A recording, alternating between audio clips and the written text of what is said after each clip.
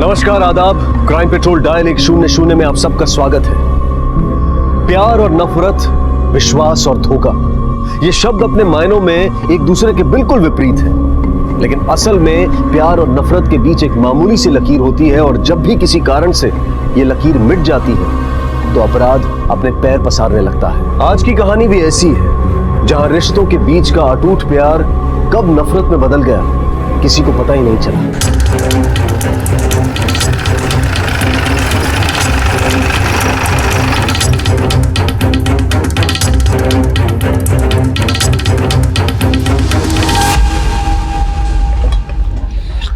Sir यहाँ तो ताला लगा हुआ है और काफी बदबू भी आ रही है। ताला तोड़ दो।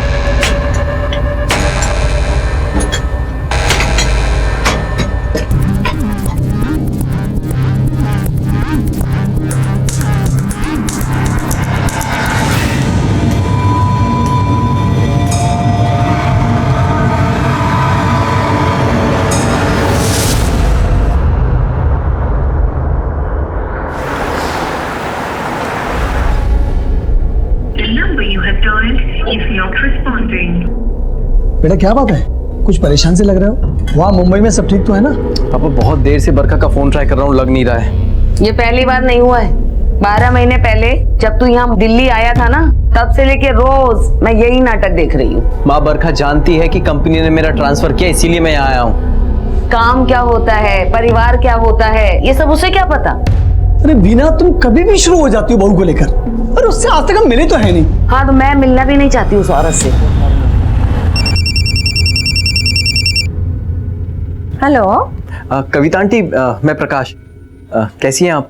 मैं तो बिल्कुल ठीक हूँ, लेकिन लगता है कि तुम्हारा और बरखा का फिर से झगड़ा हो गया। हाँ, वो थोड़ा सा बरखा फोन नहीं उठा रही है काफी देर से। आप प्लीज जाकर देखेंगी और उसे बोलेंगी कि फोन कर ले वो मुझे। तुम दोनों के झगड़े में सबसे ज्यादा टेंशन मुझे होती है। मैं जा रही हूँ। Thank you aunty, please.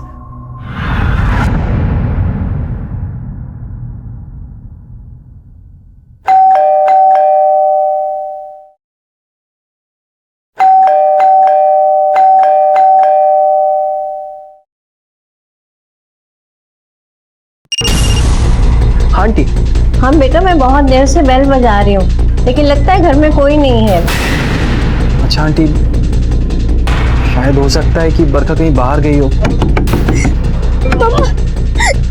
लेकिन अभी तो रात के 10 बज रहे हैं इस टाइम। हो सकता है आंटी वो अपनी फ्रेंड राशि के साथ हो, मैं उसे ट्राई करता हूँ।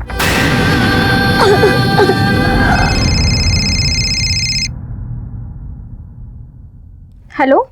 हाय राशि, बरखा है क्या तुम्हारे साथ? बरखा? नहीं, मैं तो अहमदाबाद में हूँ। कोई बात है क्या? नहीं, वो एक्चुअली बहुत देर से उसका फोन ट्राई कर रहा हूँ, लग नहीं रहा है। कविता आंटी घर भी गई तो उन्होंने कहा कि घर पे भी कोई नहीं है, तो मुझे लगा शायद तुम्हारे साथ होगी। नहीं प्रकाश, वो मेरे साथ नहीं है। हो सकता है किसी काम से बाहर गई हो और फोन स्विच ऑफ हो गया हो। हाँ, हो सकता है। या फिर तुम दोनों का कोई झगड़ा हुआ हो। नहीं नहीं, चलो मैं रखता हूँ।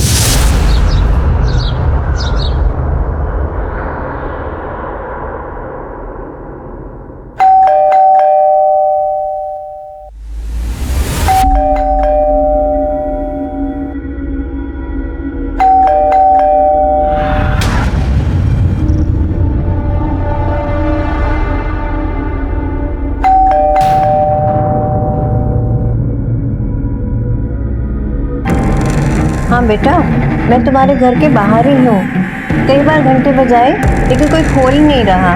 लगता है बरखा अभी तक आई नहीं है। ओके आंटी, मैं राशि से एक बार और बात करता हूँ। बरखा का फोन तो अभी भी बंद आ रहा है। ठीक है। नहीं, मुझे बरखा का कॉल नहीं आया।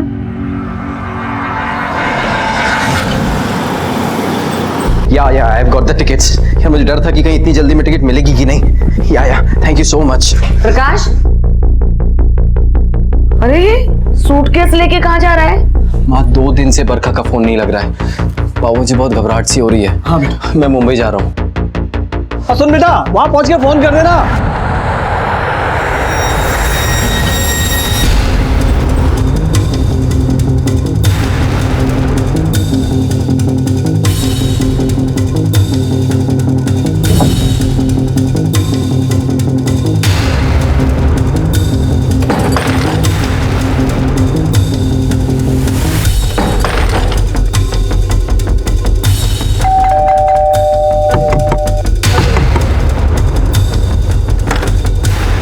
बरखा,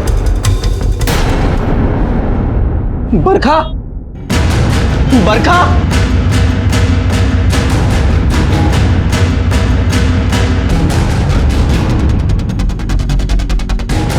बरखा,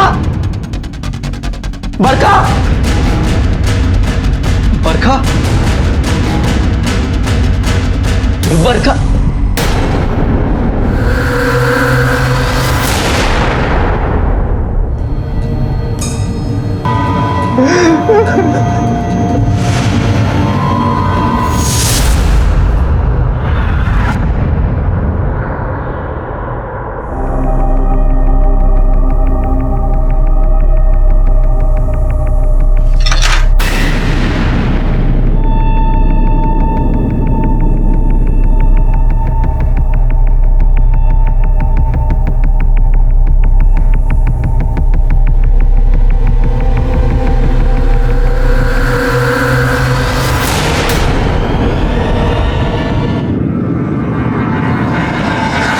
एक मां ने अपनी ममता, अपने प्यार की मिसाल पेश की थी। बरखा ये जान गई थी कि हत्यारे उसके साथ साथ उसकी बेटी की भी हत्या करना चाहते हैं। उसने अपनी समझ और अपनी हिम्मत से अपनी बेटी की जान बचा ली और खुद अपनी बलि चढ़ा दी। ये बात तो साफ थी कि बरखा उन कातिलों को अच्छी तरह से जानती थी, लेकिन इस हत्या के पीछे की वजह क्या थी? चोरी, रंजिश या नफरत? और अपनी नफरत को इस हद तक ले जाने वाले वो अपराधी थे कौन? एक मां ने अपनी मासूम बच्ची को उन कातिलों से तो बचा लिया था, लेकिन क्या वो बच्ची अब भी सुरक्षित थी? क्योंकि जिस अलमारी में वो बंद थी वहां से बाहर निकल पाना उसके लिए असंभव था। और अगर वो ऐसे ही बंद रही तो उसकी जान, उसकी जिंदगी अब भी खतरे में थी।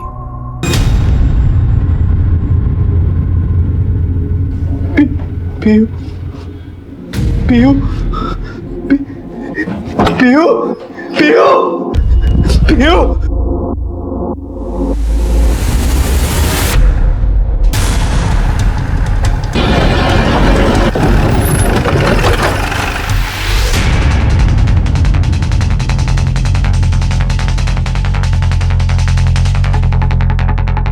चलो बात लो, आप लोग बाहर जाइए।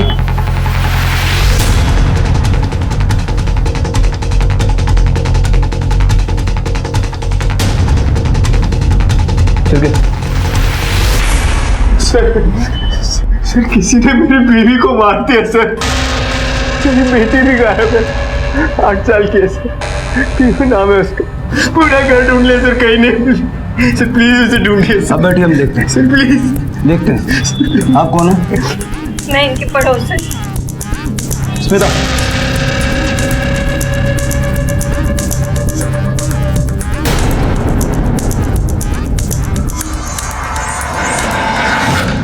सर गला काट के मारा गया।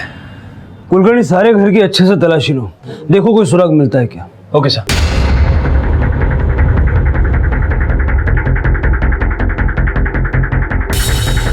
क्या नाम बताया आपने?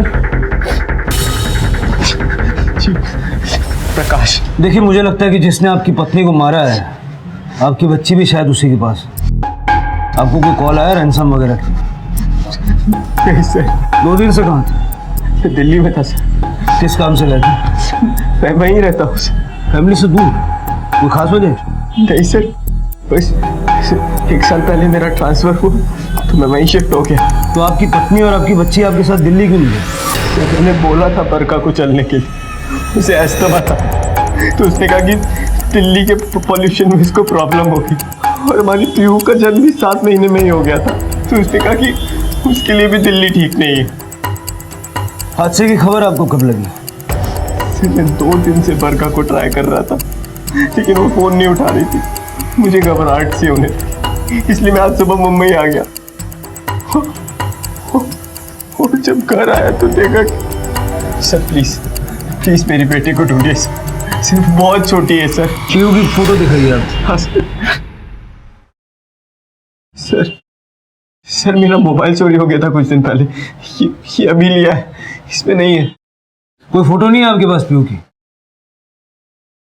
होगी सर, पीयू की अलमारी में होगी। क्या हुआ सर? ये कभी लॉक नहीं रहती है, चाबी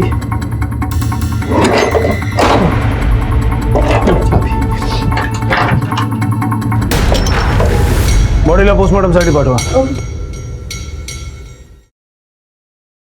सर कुछ समझ नहीं आ रहा है. बरखा का मर्डर हो चुका है, घर में चोरी हुई थी और बच्चे इस तरह अलमारी में बंद. पिछले 3 दिन का बिल्डिंग का सीसीटीवी फुटेज चेक करो और जरा वॉचमैन से पूछताछ करो. Okay sir.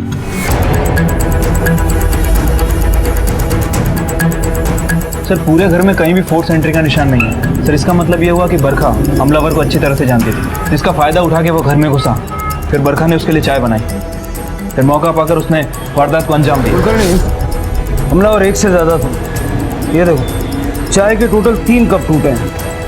इसका मतलब 2, 3 या शायद उससे ज़्यादा लोग आए थे. एक और बात, चलो ये देखो कुलकर्णी, बच्ची के कमरे के दरवाजे को फोर्सफुली तोड़कर खोला गया. हो सकता है कि जब बरखा उन लोगों के लिए चाय लेके आई और उसने अपने आप को कमरे में बंद करने की कोशिश की. सर देखकर तो लग रहा है कि हमलावर चोरी के इरादे से आया था. बरखा का फोन, मोबाइल, ज्वेलरी सब कुछ गायब है. और सर दूसरे कमरे की अलमारी भी पूरी तरह से खुली हुई है. सामान इधर उधर बिखरा हुआ है.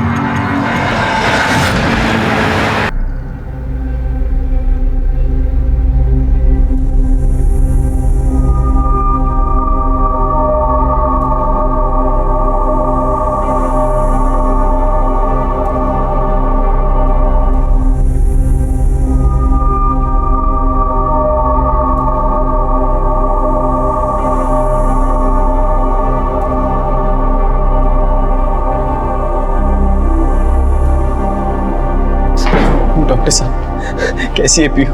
घबराने की कोई बात नहीं है. डिहाइड्रेशन और डर की वजह से आपकी बेटी बेहोश हो गई थी. हमने ट्रीटमेंट दे दिया है, वो होश में आ जाएगी. मैं मिल सकता हूँ उससे? अभी आप बच्ची से नहीं मिल सकते. होश आने में थोड़ा टाइम लगेगा. Thank you doctor. आपको किसी पे शक है? ऐसी हरकत कौन कर सकता है? सर मेरी किसी से कोई दुश्मनी नहीं है सर.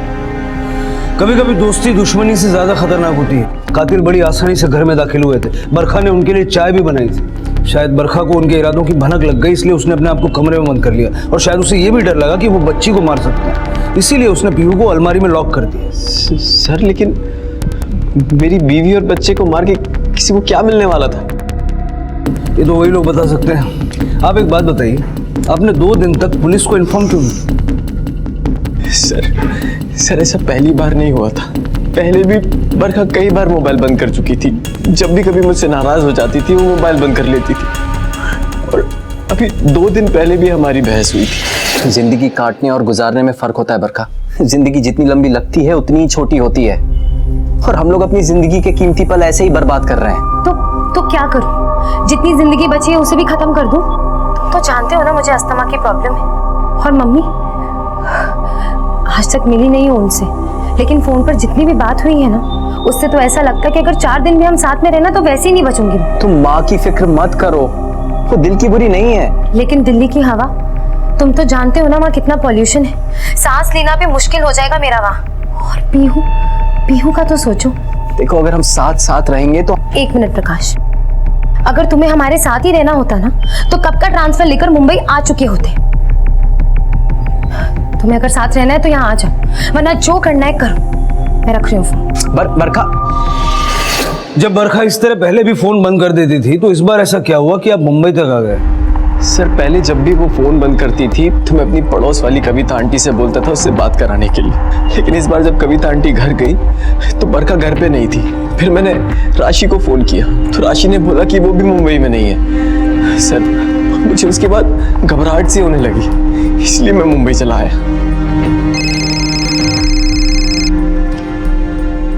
हेलो. बेटा तुमने वहां पहुंचकर कोई फोन ही नहीं किया? वहां सब ठीक तो है ना? कुछ ठीक नहीं है पापा. पापा प्लीज आप जल्दी आ जाओ. हाँ लेकिन प्रकाश बात क्या है ये तो बता. पापा बरखा नहीं रही. बरखा नहीं रही? ये तू क्या कह रहा प्रकाश? और पीयू भी हॉस्पिटल में. हाँ बेटा, लेकिन तू अपना ख्याल रख और पीयू का भी ख्याल रखना. हम जल्दी से जल्दी पहुंचते हैं. पापा प्लीज आप जल्दी आ जाओ. हाँ बेटा. हाँ क्या हुआ? अरे वो कह रहा कि बरखा नहीं रही. आपने बरखा के घर वालों को खबर कर दी?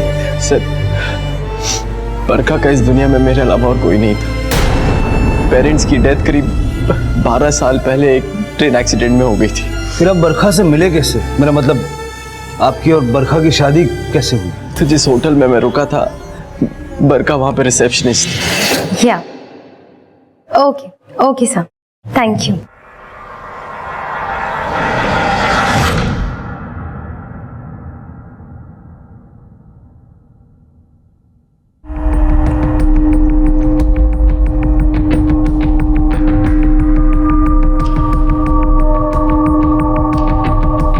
Excuse me sir, excuse me.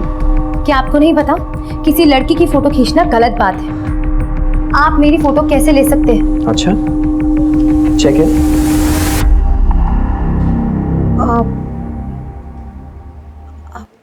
वो सॉरी सर, वो सॉरी से काम नहीं चलेगा।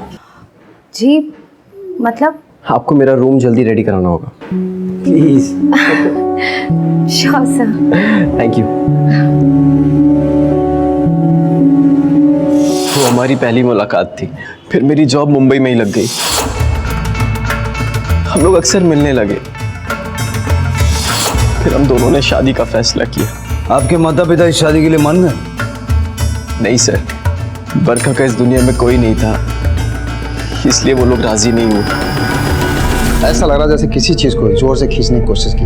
लगता है मदद की आवाज लगाने के लिए विंडो खोलने की कोशिश की। मौत का टाइम कब का है? 12 तारीख को दोपहर 12 से 5 के बीच में इसकी चाकू से काटा गया। मेरा अंदाजा सही था, बरखा की मौत 2 दिन पहले ही हो चुकी। सर बिल्डिंग का सीसीटीवी पिछले 2 हफ्तों से बंद है और वॉचमैन ने भी उस दिन किसी को आसपास आते जाते नहीं देखा। सर वैसे तो उसकी ड्यूटी 12 घंटे की रहती है, लेकिन वो दिन में लंच के लिए जाता है और तकरीबन 4 बजे के आसपास छत पर पानी भरने। सोसाइटी वाले भी समझते नहीं है, वॉचमैन का काम है गेट पे रहना। हो सकता है उसकी उसी एक्टिविटी का फायदा लेके कातिल अंदर घुसे होंगे। एक काम करो, जरा आसपास की बिल्डिंग के सीसीटीवी कवरेज का पता करो, किसी का कवरेज इस गेट की तरफ है या नहीं। Okay sir. सर मुझे अभी भी इस प्रकाश पर डाउट है। प्रकाश और बरखा पिछले 1 साल से एक दूसरे से अलग रह रहे हैं। हो सकता है कि इस दौरान प्रकाश का किसी के साथ अफेयर हो गया हो, या फिर बरखा का, और ये बात प्रकाश को पता चल गई। इनकार तो किसी भी पॉसिबिलिटी से नहीं किया जा सकता। उतरे राशि से बात हुई? हाँ सर, फिलहाल वह अहमदाबाद में और कल मुंबई आ रही है। बरखा राशि की बहुत अच्छी दोस्ती है, तो हो सकता है कि राशि से कोई राज छुपा ना हो। वैसे एक काम और करो, प्रकाश और बरखा की कॉल रिकॉर्ड करो। Okay sir. कविता जी, आप प्रकाश और बरखा को कब से जानती हैं? 3 साल से वो लोग यहाँ रह रहे थे, तभी से जानती हूँ मैं उन्हें। अच्छा, तो दोनों का आपस में रिश्ता कैसा था? बहुत प्यार करते थे वो लोग एक दूसरे से, लेकिन अभी जब से प्रकाश दिल्ली गया है ना, तब बरखा थोड़ी रूठी रूठी रहती थी और 1-2 दिन बात भी नहीं करती थी उससे। मैंने समझा इस बार भी ऐसे कुछ होगा, लेकिन अच्छा, ये जब प्रकाश दिल्ली गया तो बरखा से कोई मिलने आता था? मेरा मतलब कोई भी औरत या आदमी? नहीं, बरखा बहुत रिजर्व थी, बस अपनी बच्ची में ही मस्त रहती थी वो।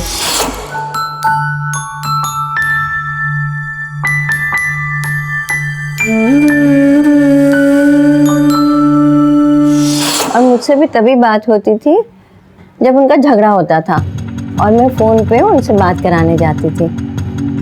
मतलब कोई भी बरखा से मिलने नहीं आता था? उसके रिलेटिव्स भी नहीं? नहीं, उस बेचारी का तो कोई था ही नहीं। माँ बाप थे, वो केदारनाथ गए हुए थे और वहीं बस एक्सीडेंट में मारे गए बेचारे।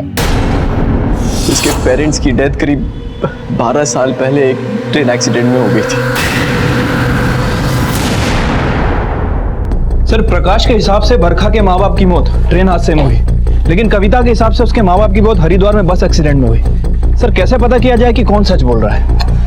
हो सकता है दोनों सच बोल रहे हो, क्योंकि इस बारे में झूठ बोल के उनको क्या हासिल होगा? झूठ बरखा बोल रही। सालों पहले एक झूठ उसने प्रकाश से बोला और अब कविता जी को अपने माँ बाप की मौत की एक नई कहानी सुना दी। हो सकता है सर, लेकिन सर बरखा को इस तरह झूठ बोल के क्या मिलेगा?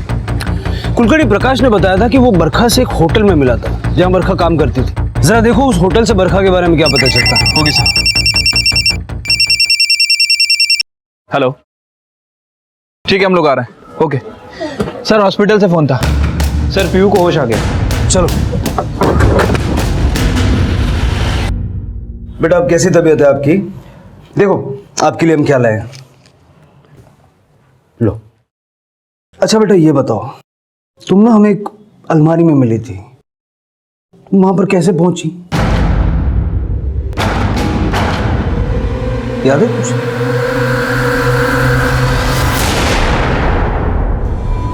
मम्मा का है? मम्मा का है? मम्मा के पास जाना है। पापा है ना, डरो मत, मम्मा का है? डरो मत, डरो मुझे मम्मा के पास जाना है। पापा शांत हो जाओ। प्रकाश जी, आप जरा एक बार उससे पूछ के देखिए, उसका बयान हमारे लिए बहुत इम्पोर्टेंट है। मम्मा का है? मुझे मम्मा के पास जाना है। मम्मा, शांत हो जाओ। मम्मा के पास जाना है। पापा है ना अभी, ठीक है?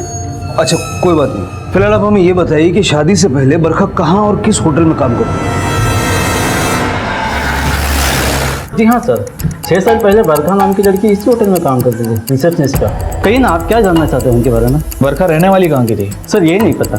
अच्छा, जब बरखा यहाँ पे काम करती थी तो उसने कुछ डॉक्यूमेंट्स जमा किए होंगे। हाँ सर, हम अपने एम्प्लॉयज़ का वेरिफिकेशन करते हैं, उनका डॉक्यूमेंट्स एक फाइल में रखते हैं। हमें वो फाइल देखनी है। जी अभी मंगाता हूँ सर, शादी से पहले बरखा जिस होटल में काम करती थी, वहाँ से पता चला है कि बरखा कानपुर के उन्नाव की रहने वाली है। और जब मैंने उन्नाव पुलिस से कांटेक्ट किया तो उन्होंने बताया कि बरखा 12 साल पहले किसी नंदन सिंह के साथ वहाँ से भाग गई है। नंदन सिंह? बरखा की मौत के बाद पुलिस इन्वेस्टिगेशन में बरखा की जिंदगी का एक ऐसा हिस्सा पुलिस के सामने आया था जिसने इस केस को नई दिशा दे दी। 12 साल पहले बरखा नंदन नाम के एक शख्स के साथ उन्नाव के एक पास के गांव से भागकर मुंबई आई थी। लेकिन उसके बाद बरखा की जिंदगी में क्या हुआ, नंदन और बरखा के रास्ते अलग क्यों हुए और क्यों बरखा अपने पति और अपनी जान पहचान के लोगों से झूठ बोल रही थी, ये अब तक एक राज था। इंसान या तो मजबूरी में झूठ बोलता है या फिर तब जब वो कुछ गलत करता है। तो बरखा के झूठ बोलने की वजह क्या थी, आखिर सच क्या था? आपसे बरखा ने किसी नंदन का जिक्र किया था? नंदन? नहीं सर, मैं किसी नंदन को नहीं जानता। कौन है ये? बरखा ने आपसे कई सारी बातें छुपाई हैं। पहले ये कि उसके पेरेंट्स जिंदा हैं। क्या? दूसरी ये कि वो कानपुर के पास उन्नाव की रहने वाली थी। आज से 12 साल पहले उसका नंदन के साथ अफेयर था और वो उसी के साथ भाग कर यहाँ आई थी। ये आप क्या बोल रहे हैं सर? बरखा ये सब? आपको सचमुच बरखा के बारे में कुछ नहीं पता? नहीं सर, मुझे तो ये भी नहीं पता कि बरखा के पेरेंट्स जिंदा है। सर मैं आपसे कह रहा हूँ, बरखा इतना बड़ा झूठ मुझसे नहीं बोल सकती। झूठ तो आपसे बोला गया है, अब हमें ये पता करना है कि और कौन कौन झूठ बोल रहा है। सर यहाँ तो नंदन का नया चैप्टर स्टार्ट हो गया। ये कहानी कहाँ जाकर रुकेगी कुछ समझ नहीं आ रहा है। कुलकर्णी, प्रकाश को देख के तो नहीं लगता कि उसे नंदन के बारे में कुछ भी पता है। सर फिलहाल तो सारा शक इस नंदन के ऊपर जा रहा है। कुलकर्णी, तुम उन्नाव जाओ और पता करो कि बरखा और नंदन की जिंदगी में हुआ क्या था। मुझे भी लगता है कि बरखा की हत्या के तार उन्नाव से जुड़े हुए हैं। Okay sir. प्रकाश,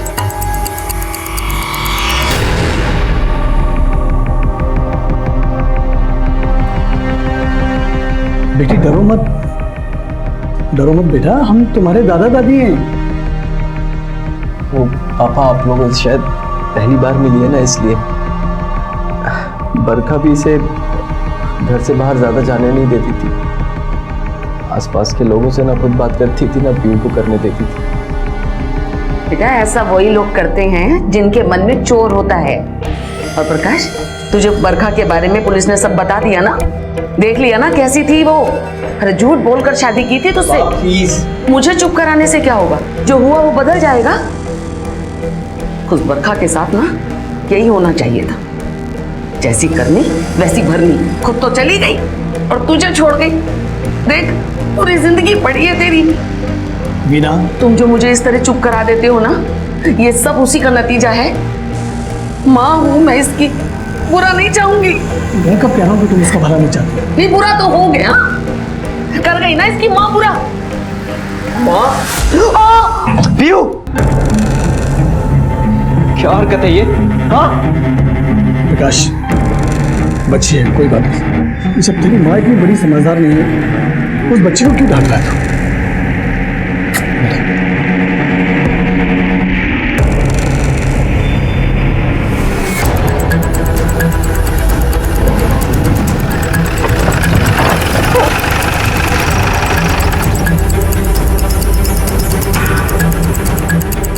अवध जी, आप कुलकर्णी साहब मुंबई से आए और ये नंदन सिंह के माता पिता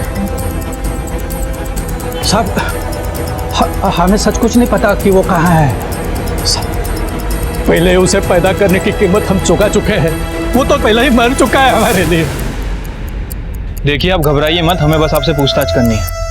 नंदन और बरखा के बारे में। अरे साहब क्यों गड़े मुर्दे उखाड़ रहे हैं? देखिए शायद आपको पता नहीं है, लेकिन बरखा का खून हो गया। साहब उसमें हम क्या कर सकते हैं साहब? वैसे ही हमारी जिंदगी जीते जी नरक बन चुकी है उन दोनों के कारण। आएंगे जंग पड़ा रहेगा तू। क्या समझते हो तुम लोग? तुम बाप बेटे मेरे बेटी को भगा के ले जाओगे और मैं यहाँ शांति से बैठा रहूंगा? जब तक मेरी बेटी नहीं आएगी सड़ना यही तू। सर हम सही कह रहे हैं, हम कुछ नहीं किया, सच बता रहे हैं। क्या केस बनाना है इस पे? किडनैपिंग का केस बनाओ। तो नहीं सर, पर ऐसा मत कीजिए सर। सब मेरे बेटे को छोड़ दीजिए साहब, इसका करियर बर्बाद हो जाएगा साहब। कल इसका बैंक के लिए इंटरव्यू है साहब, इसको जाने दीजिए। हम मेरी बेटी को लेके आ और अपने बेटे को ले जाओ। सर प्लीज सर बात सुनिए सर प्लीज। साहब ऐसे औलाद भगवान दुश्मन को भी ना दे। मेरा बड़ा बेटा केवल उसकी बैंक में नौकरी लगने वाली थी, वो तो बेचारा इंटरव्यू भी नहीं दे पाया। मेरी छुट्टी की शादी टूट गई और पता नहीं कितने दिन हमने उस शंभू के खौफ में गुजारे। साहब उन दिनों बरखा का पिता शंभू हेड कांस्टेबल हुआ करता था। ये बात भी सही है कि उसने अपनी वर्दी का गलत इस्तेमाल किया था, लेकिन सब कुछ करने के बाद भी बरखा और नंदन का कुछ पता नहीं चला इतने सालों तक। शंभू अपनी वर्दी का गलत इस्तेमाल कर रहा था, इसके बावजूद भी उसके खिलाफ कोई एक्शन नहीं लिया गया।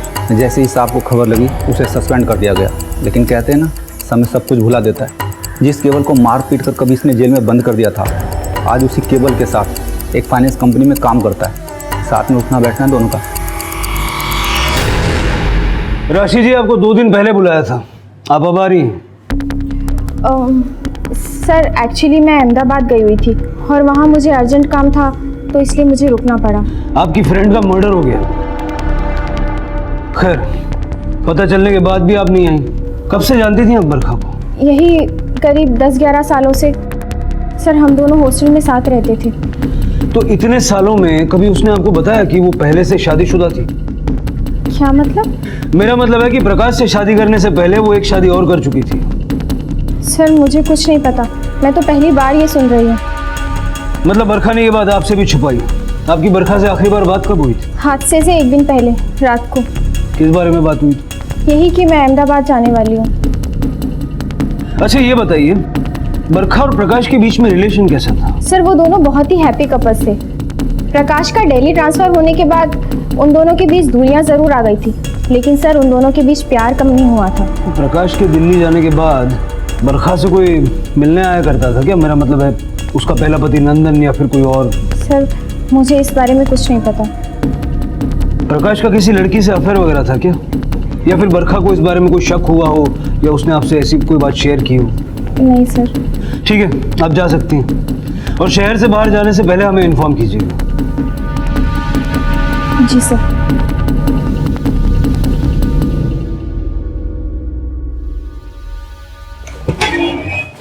सर प्रकाश और बरखा की कॉल रिकॉर्ड्स आई है। हमारे काम का कुछ मिला? सर इसमें ऐसा कोई नंबर नहीं है जिसपे उनकी ज़्यादा बातें होती थी, और प्रकाश और बरखा के आपस में भी इतनी ज़्यादा बातें नहीं होती थी। बरखा मर्डर केस एक जगह पर आकर रुक सा गया था। बरखा ने सभी से अपना अतीत छिपाया था। नंदन जिसके साथ वो घर से भागी थी, उसका कहीं कुछ पता नहीं था। आखिर इन दोनों के अलग होने की वजह क्या थी, जबकि इन्होंने अपने प्यार की वजह से अपनों से भी दुश्मनी मोल ले ली थी। पुलिस का ऐसा मानना था कि भले ही बरखा का मर्डर 12 मार्च 2017 को हुआ था, लेकिन उसकी हत्या के तार 12 साल पहले से भी जुड़े हो सकते थे। पुलिस को प्रकाश पर भी शक था कि कहीं उसे बरखा के अतीत के बारे में पता तो नहीं चल गया था। पुलिस हर पहलू की बारीकी से जांच कर रही थी, लेकिन उन्हें अब तक कोई सुराग नहीं मिला था।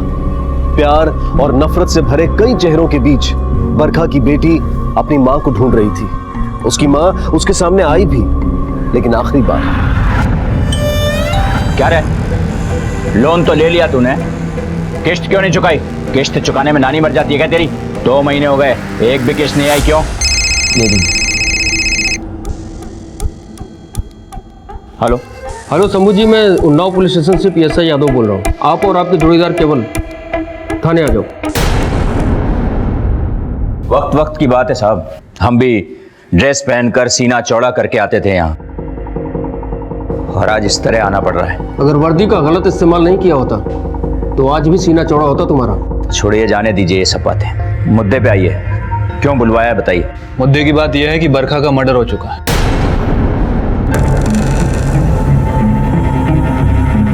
बहुत दुख हुआ ये जानकर, पर हैरानी नहीं हुई। किसने मारा बरखा को? नंदन ने? इन्वेस्टिगेशन चल रही है, शक तो हमें भी नंदन पर है। नहीं सर, नंदन उसे नहीं मार सकता, बल्कि वो तो उससे बहुत प्यार करता था सर। बरखा ने 10 साल पहले नंदन को छोड़कर किसी और से शादी कर ली। जो लड़की बाप की नहीं हुई वो नंदन की कैसे होती? सर, अगर ये बात सच है कि बरखा ने नंदन को छोड़ दिया है, फिर पक्का नंदन ने उसे मार दिया होगा। मैं तुझे जिंदा छोड़ रहा हूँ, और आज के बाद अगर मेरी बेटी को देखा ना, तेरा भाई, बाप, खानदान सबको मारूंगा, जान से मार दूंगा।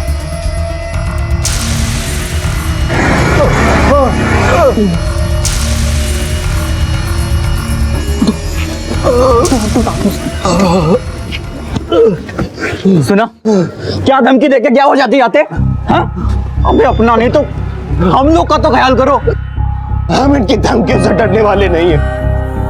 हमको हमारी बरखा से कोई अलग नहीं कर सकता। दिमाग खराब हो गया तुम्हारा? खुद तो डूबोगे, हम लोग को भी ले डूबोगे। इतना मतलब ही कैसे हो सकते हो तुम? भैया प्यार नहीं किया ना, नहीं समझोगे। सर, नंदन अच्छी तरीके से जानता था कि वो पूरे परिवार को मुसीबत में डाल रहा है, फिर भी उसने माँ बाप भाई बहन के सामने अपने प्यार को ही चुना। सोचिए सर, वो बरखा से कितना प्यार करता हो।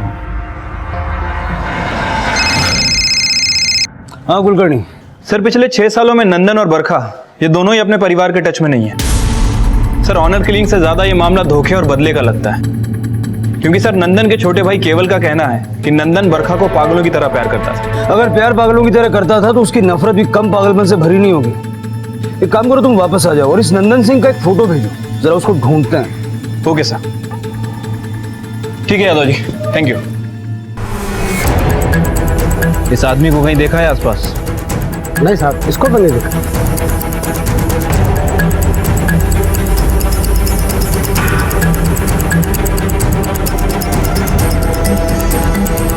इस आदमी को देखा कभी आपने? हाँ सर, अभी 2 महीने पहले देखा था। एक काम करो, तुम यहाँ उतर जाओ, मैं पार्क करके आता हूँ।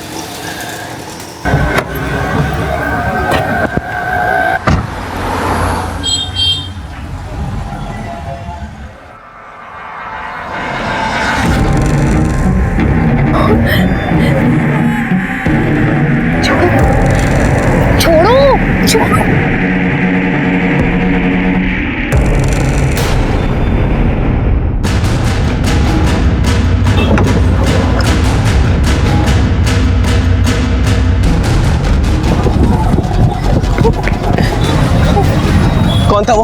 हाँ, कहाँ गया? पता नहीं कौन था, ऐसे अचानक से आके मेरा हाथ पकड़ लिया, जबरदस्ती करने लगा। मैं चीखने ही वाली थी, वो भाग गया। लेकिन चलो पता नहीं। पुलिस स्टेशन चलो, ऐसे लोगों की कंप्लेंट करनी चाहिए, सालों का सजा मिलनी चाहिए।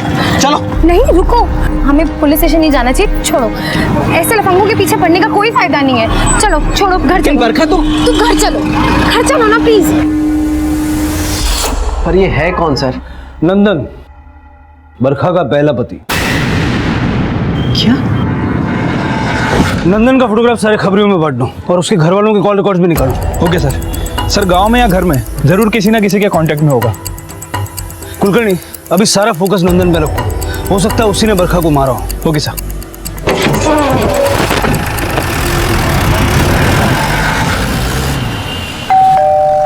आप बिल्कुल चिंता मत करो, ठीक है? आप मेरे साथ मेरे रूम में सोना। आंटी जी, प्रकाश है? हाँ प्रकाश। अरे राशि आओ ना। माँ, ये राशि है, बरखा की फ्रेंड। नमस्ते अंकल जी। नमस्ते बेटा।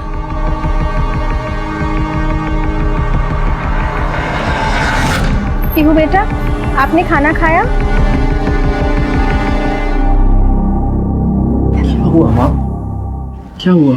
देख, लड़की अच्छी लग रही है, शादी कर ले। माँ की बरखा की चिता क्या ठंडी भी नहीं हुई, और आप तो क्या करूं? हाँ, कब तक जिंदा बैठे रहेंगे हम लोग? मैं इतना ही चाहती हूँ ना कि तेरी शादी किसी अच्छी लड़की से हो जाए। और अब तो तू एक बच्चे का बाप भी है, कौन देगा अपनी अच्छी लड़की? बोल। नहीं करनी मुझे शादी।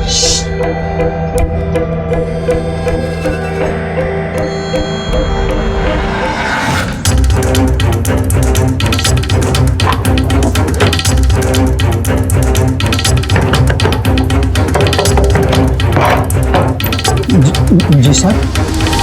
आपकी पत्नी कहाँ है? क्या हुआ साहब? कोई गलती हो गई क्या हमसे? आपने तो कहा था कि आपके घर में किसी की कोई बात नहीं थी नंदन से, लेकिन आपकी वाइफ की तो हर हफ्ते बात होती है उससे। नहीं साहब, ऐसे कैसे हो सकता है? वो कैसे बात कर सकती है उससे? हमने तुम सबके कॉल डिटेल्स निकाले हैं। तुम्हारी पत्नी के नंबर से एक नंबर मिला है मुंबई का। बोलो, मुंबई में किससे बात करती थी वो? मुंबई में? हाँ साहब, वो नंदन का ही नंबर है, मैं बात करती हूँ उससे। और ये बात तुमने आज तक छुपाई रखी है हमसे? हाँ, नहीं बताया मैंने। आप लोग हर बात के लिए उसको ही कसूरवार ठहराते थे। आप लोग अपनी तकलीफ दिखती है, मेरी नहीं। एक माँ का दर्द नहीं समझ सकते आप लोग। लास्ट टाइम नंदन से कब बात हुई थी आपकी? साहब 8 मार्च को, लेकिन उसके बाद से उसका फोन ही नहीं मिला। आप पता कर दो ना, मेरा बेटा ठीक तो है? सर, उन्नाव पुलिस ने जो नंबर दिया था वो नंदन का ही है। मैंने उसका एड्रेस भी निकाल लिया।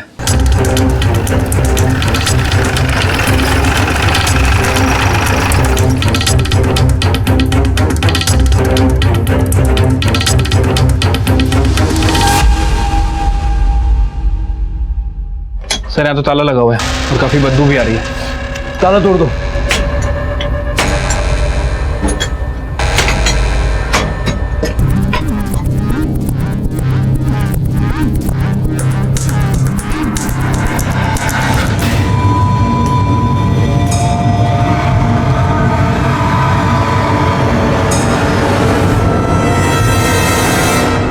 बरखा और नंदन के प्यार का अंत इतना भयानक होगा, इसका अंदाजा शायद उन दोनों को भी नहीं था। पुलिस के सामने नंदन की लाश पड़ी थी, जो खुद बरखा की हत्या का संदिग्ध था। पुलिस के सामने सवालों की लंबी लिस्ट थी। इन हत्याओं को किसने अंजाम दिया था?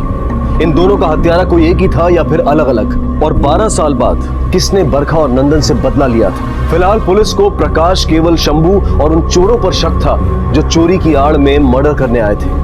लेकिन सवाल अब भी यही था कि इनमें से हत्यारा कौन था? नंदन इस हाल में मिलेगा उम्मीद नहीं थी। सर, बॉडी देखकर लग रहा है कि मौत हुए 1 हफ्ते से ज्यादा हो चुका है। फिलहाल बॉडी को पोस्टमार्टम के लिए भेजो।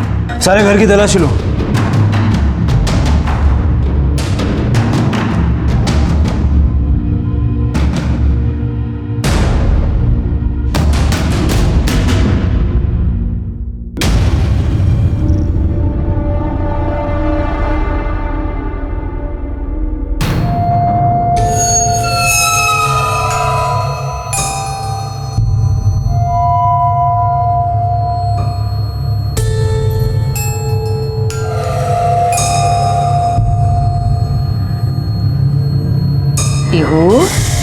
बेटा, मैं तेरी दादी हूँ। हाँ, मैं तेरी माँ से गुस्सा थी और तूने भी तो मुझे मारा था ना? मारा था ना? अच्छा, एक काम करते हैं, हम दोनों अपना अपना गुस्सा खत्म कर देते हैं। हाँ, ले बेटा, ये दवाई पी ले।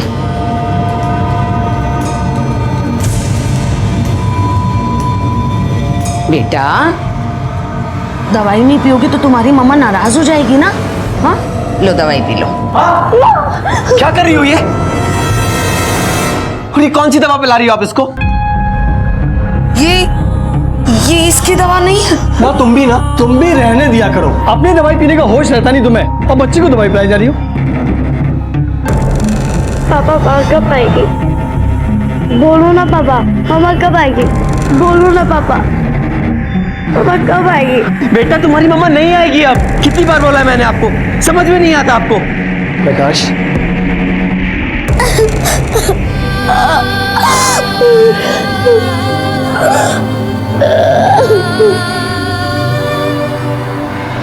सर अंदर कुछ नहीं मिला।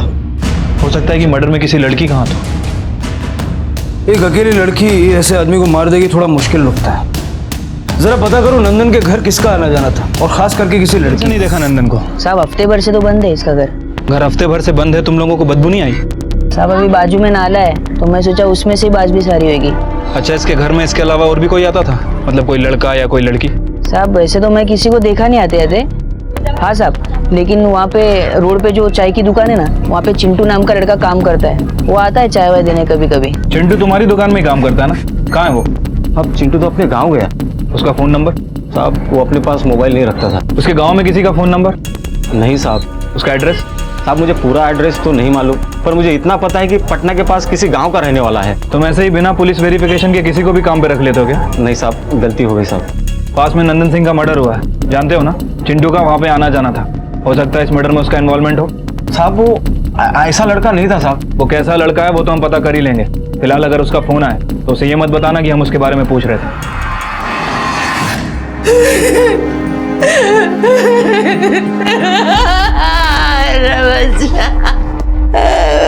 बच्चा बस करो, कोई जरूरत नहीं है उसके लिए आंसू बहाने की।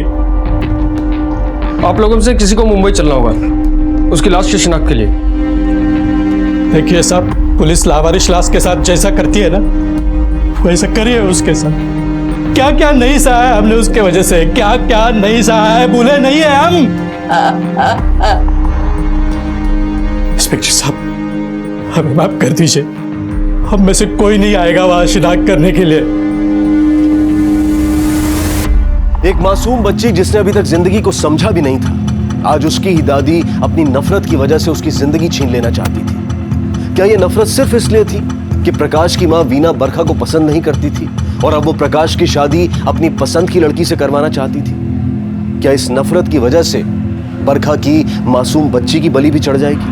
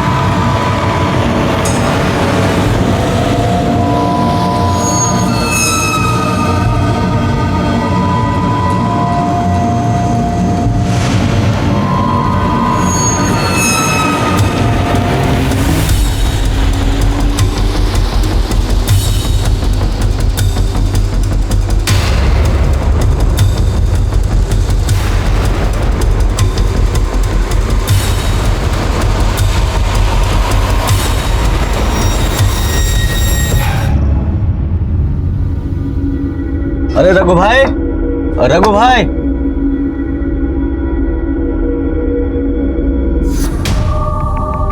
लगभग 9 से 10 दिन पहले इसकी मौत हुई है।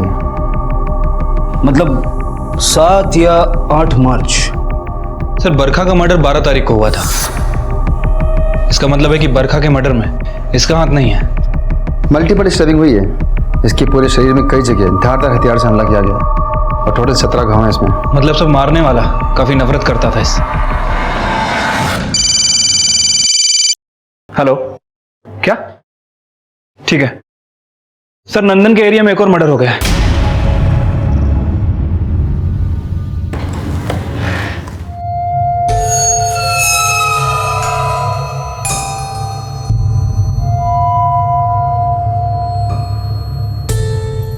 माँ आप अकेले? बेटा उसने वो मेरा हाथ छुड़ा कर कहीं चली गई। क्या? क्या? अरे छुड़ाकर चली गई? तुमने छोड़ दिया? फिर मैं आपको वहां से फोन करना चाहिए था ना। आप भी ना माँ, कहाँ थी वो? कहाँ छुड़ा उसने हाथ? वो मार्केट के पास। बेटा रुक, मैं भी आ रहा हूं।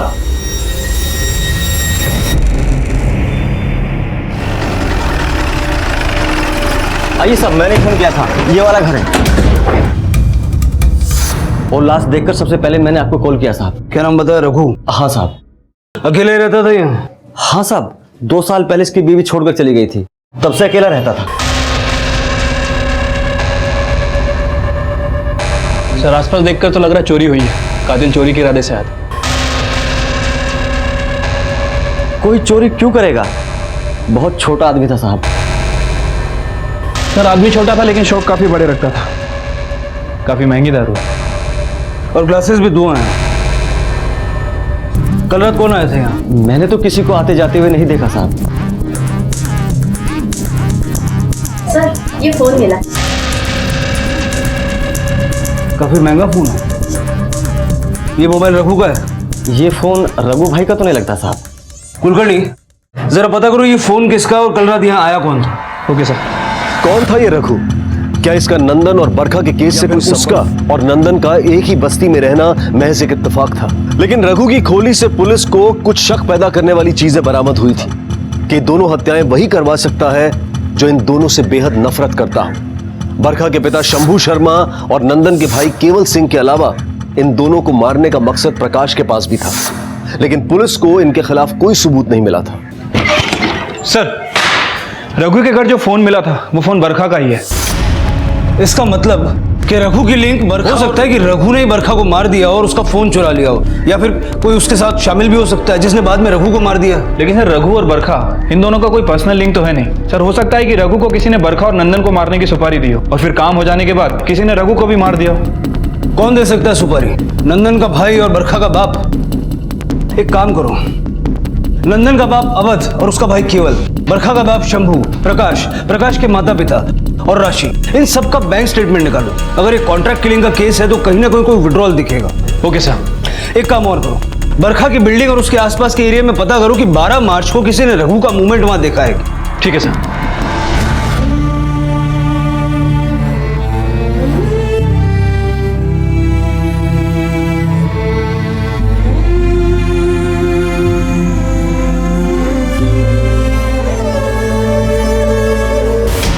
सर बरखा का बाप शंभू और केवल ये दोनों उन्नाव की एक माइक्रो फाइनेंस कंपनी में काम करते हैं और सर उस कंपनी का हेड ऑफिस मुंबई में है और अक्सर 2 से 3 महीने में यहाँ आ जाया करते हैं। कुलकर्णी अगर ऐसा है तो इट इज क्वाइट पॉसिबल कि केवल को उसकी माँ से नंदन के बारे में पता चला होगा और उसने और बरखा के बाप शंभू ने मिलकर ये काम किया होगा। और बरखा की हत्या में भी इन दोनों का हाथ होना नकारा नहीं जा सकता। उन्नाव पुलिस से कहो कि इन दोनों से जरा पूछताछ करें। Okay sir. हाँ सर, इसमें छुपाने वाली क्या बात है? मैं अक्सर ऑफिस के काम से मुंबई जाता रहता हूँ। तो वहाँ नंदन से भी मुलाकात होती होगी? नहीं सर, हम सच कह रहे हैं, हमें बिल्कुल नहीं पता था कि नंदन मुंबई में ही है। लेकिन तुम्हारी माँ को तो सब पता था। इनकी तो हर दूसरे तीसरे दिन उससे बात भी होती थी। फिर ऐसा कैसे हो सकता है कि एक ही घर में रहकर तुम्हें कुछ पता ही ना हो? सर आप यकीन मानिए, माँ ने इस बारे में मुझे कुछ भी नहीं बताया कि नंदन से वो बात करती हैं। हाँ साहब, मैंने केवल और उसके पिता को कभी नहीं बताया कि मैं नंदन से बात करती हूँ।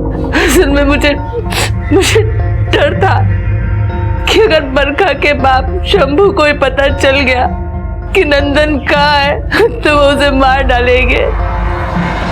केवल से पता चला है कि उसकी माँ ने बता दिया था कि नंदन मुंबई में है और उसके जरिए आपको भी पता था। क्या साहब, वर्दी उतरी है मेरी, पुलिस वालों के पैतरे नहीं भूला मैं। फिर आप हमारे तरीके हम ही पे आजमा रहे हैं। ऐसा लगता है कि पुलिस के दिमाग का इस्तेमाल आपने कुछ गलत करने के लिए भी किया है। गलत सोच रहे हैं सर आप। मेरी बेटी बरखा ने जिस दिन मेरे घर की देहरी लांगी थी, मर गई थी वो मेरे लिए। ऐसा लगता तो नहीं है।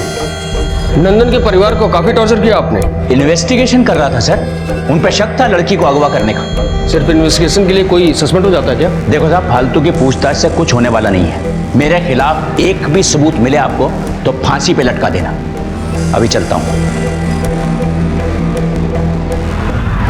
सर उन्नाव पुलिस के मुताबिक शंभू बहुत ही शातिर इंसान है सर। अगर उसका और केवल का कुलकर्णी क्रिमिनल कितना ही शातिर क्यों ना हो, कोई ना कोई गलती तो जरूर करता है।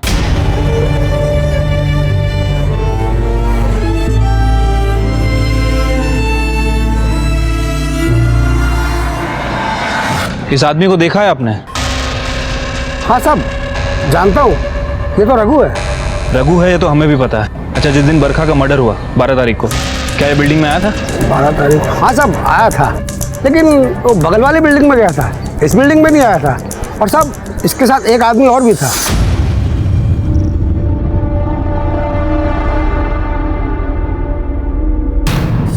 तुम्हें उस आदमी की शक्ल याद है? साहब उसका चेहरा तो हम नहीं देख पाए।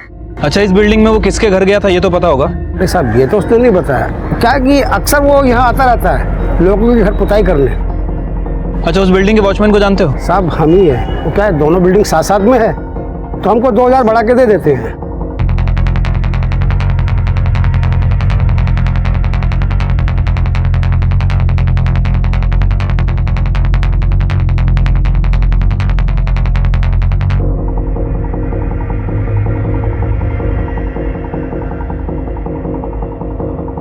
फिर दोनों ही बिल्डिंग आपस में कनेक्टेड है और ये आसान रास्ता है इस बिल्डिंग से उस बिल्डिंग के अंदर आने का।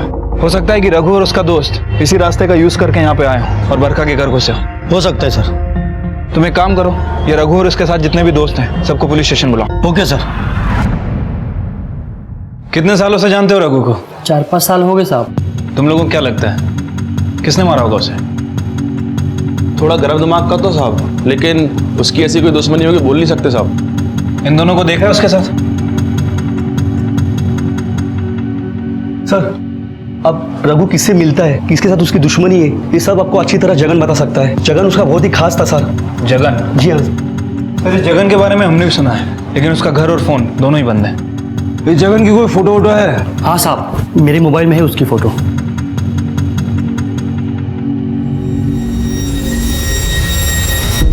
शिंदे ये फोटो ले लो। कुलकर्णी, अगला नंबर उसका भी हो सकता है। सर आइए। सर मेरी बेटी पीहू खो गई है। सुबह माँ के साथ बाहर गई थी, उसके बाद से दिख नहीं रही है। कब हुआ ये? सर अभी कुछ देर पहले ही। आपने देखा आसपास? हाँ सर। ठीक है, आप चिंता मत कीजिए, उसको ढूंढने की हम पूरी कोशिश करेंगे। प्लीज सर कुछ कीजिए सर। हाँ sir, Nala Sopara police station से खबर आई है, उन्हें एक बच्ची मिली है, 8 साल की है। कोई औरत उसे वहाँ पे छोड़ के चली गई। सर बच्ची बहुत डरी हुई है और कुछ बोल नहीं रही है सर, इसलिए उन्होंने एक फोटो भेजा है। सर ये तो पीहू का फोटो है। सर ये तो पीहू है। नाला सोपारा पुलिस स्टेशन में सारी फॉर्मेलिटीज कंप्लीट करवा दूं, आप जाकर के बच्ची को ले सकते हैं। Thank you so much sir, thank you. Kulkarni, बच्ची का इस तरह से दादी से बिछड़ जाना मुझे कुछ समझ में नहीं आ रहा। इससे पहले भी बरखा ने पीहू को अलमारी में बंद कर दिया था। कहीं ये प्रकाश हमसे कुछ छुपा तो नहीं रहा, या फिर बच्ची को लेकर कोई ऐसी बात है जो अब तक हमारे ध्यान में नहीं आई। एक काम करो, जरा पता करो ये पीहू का बिछड़ जाना सिर्फ एक इत्तेफाक था या फिर प्लान था। Okay sir.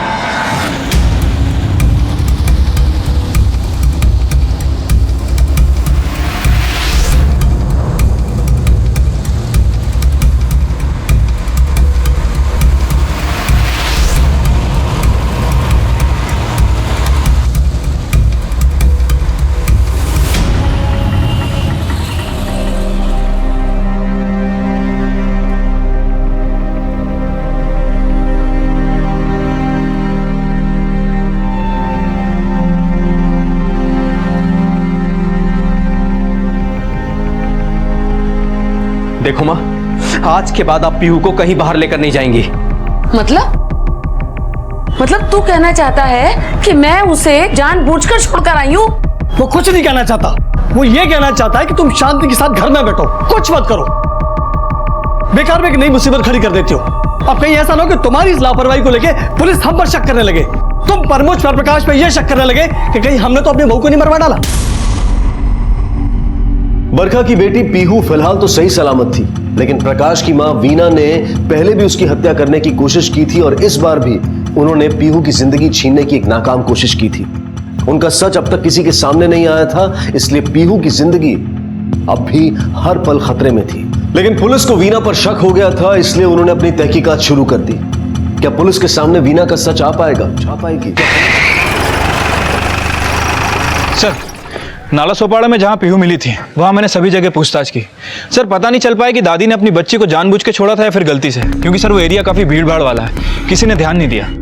कुलकर्णी, कड़ियां उलझती जा रही हैं। बरखा का बाप और नंदन का भाई ये तो शक के दायरे में थे ही, लेकिन मुझे ये प्रकाश और उसकी फैमिली भी क्लीन नजर नहीं आ रही। सर पीहू के बारे में एक बात है जो बहुत दिनों से खटक रही है। सर पीहू के फीचर्स अपने माँ और बाप दोनों से नहीं मिलते। कुलकर्णी, कभी कभी ऐसा होता है, बच्चे दादा दादी या फिर नाना नानी जैसे दिखते हैं। सर मैंने उसके नाना नानी से भी मुलाकात की है, वो उनके जैसे भी नहीं दिखती।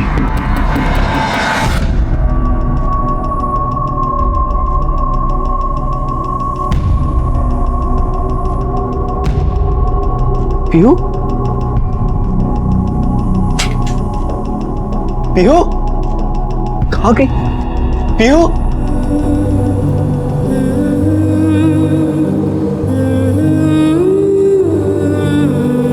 क्या हुआ? क्या हुआ प्रकाश? हाँ?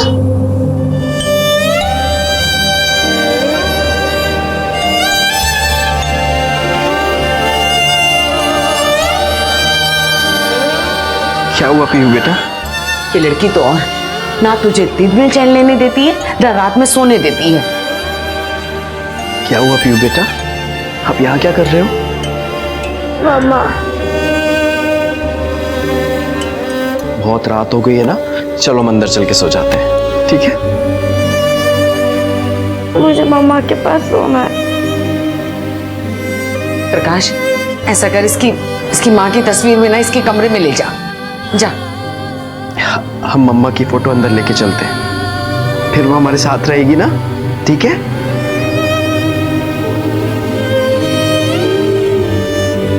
चलो।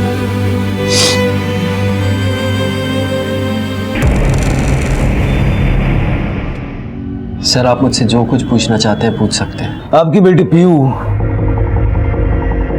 आप ही की बेटी है या आपने उसे अडॉप्ट किया? कैसी बात कर रहे हैं सर आप?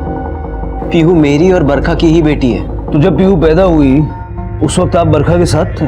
नहीं सर, जब पीहू पैदा हुई तो मैं यूएस में था। तो आपके पेरेंट्स तो होंगे बरखा के साथ?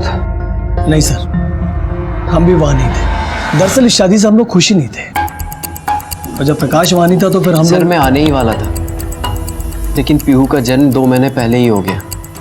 तो प्रेगनेंसी के दौरान बरखा अकेली थी? नहीं सर, उसकी फ्रेंड राशि उसके साथ थी। एक्चुअली बरखा राशि के साथ ही रह रही थी। बरखा के पति प्रकाश ने हमें बताया कि बरखा प्रेगनेंसी के दौरान आपके साथ थी। नहीं सर, बरखा मेरे साथ नहीं थी। दरअसल उसने झूठ बोला था अपने पति से। उसने झूठ क्यों बोला? सर वो मुझे नहीं पता, लेकिन वो प्रेगनेंसी के 2 महीने पहले मुझे मिली थी और रो रही थी।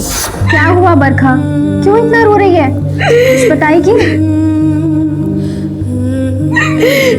मैंने कहा है कि मैं कभी माँ नहीं बन सकती।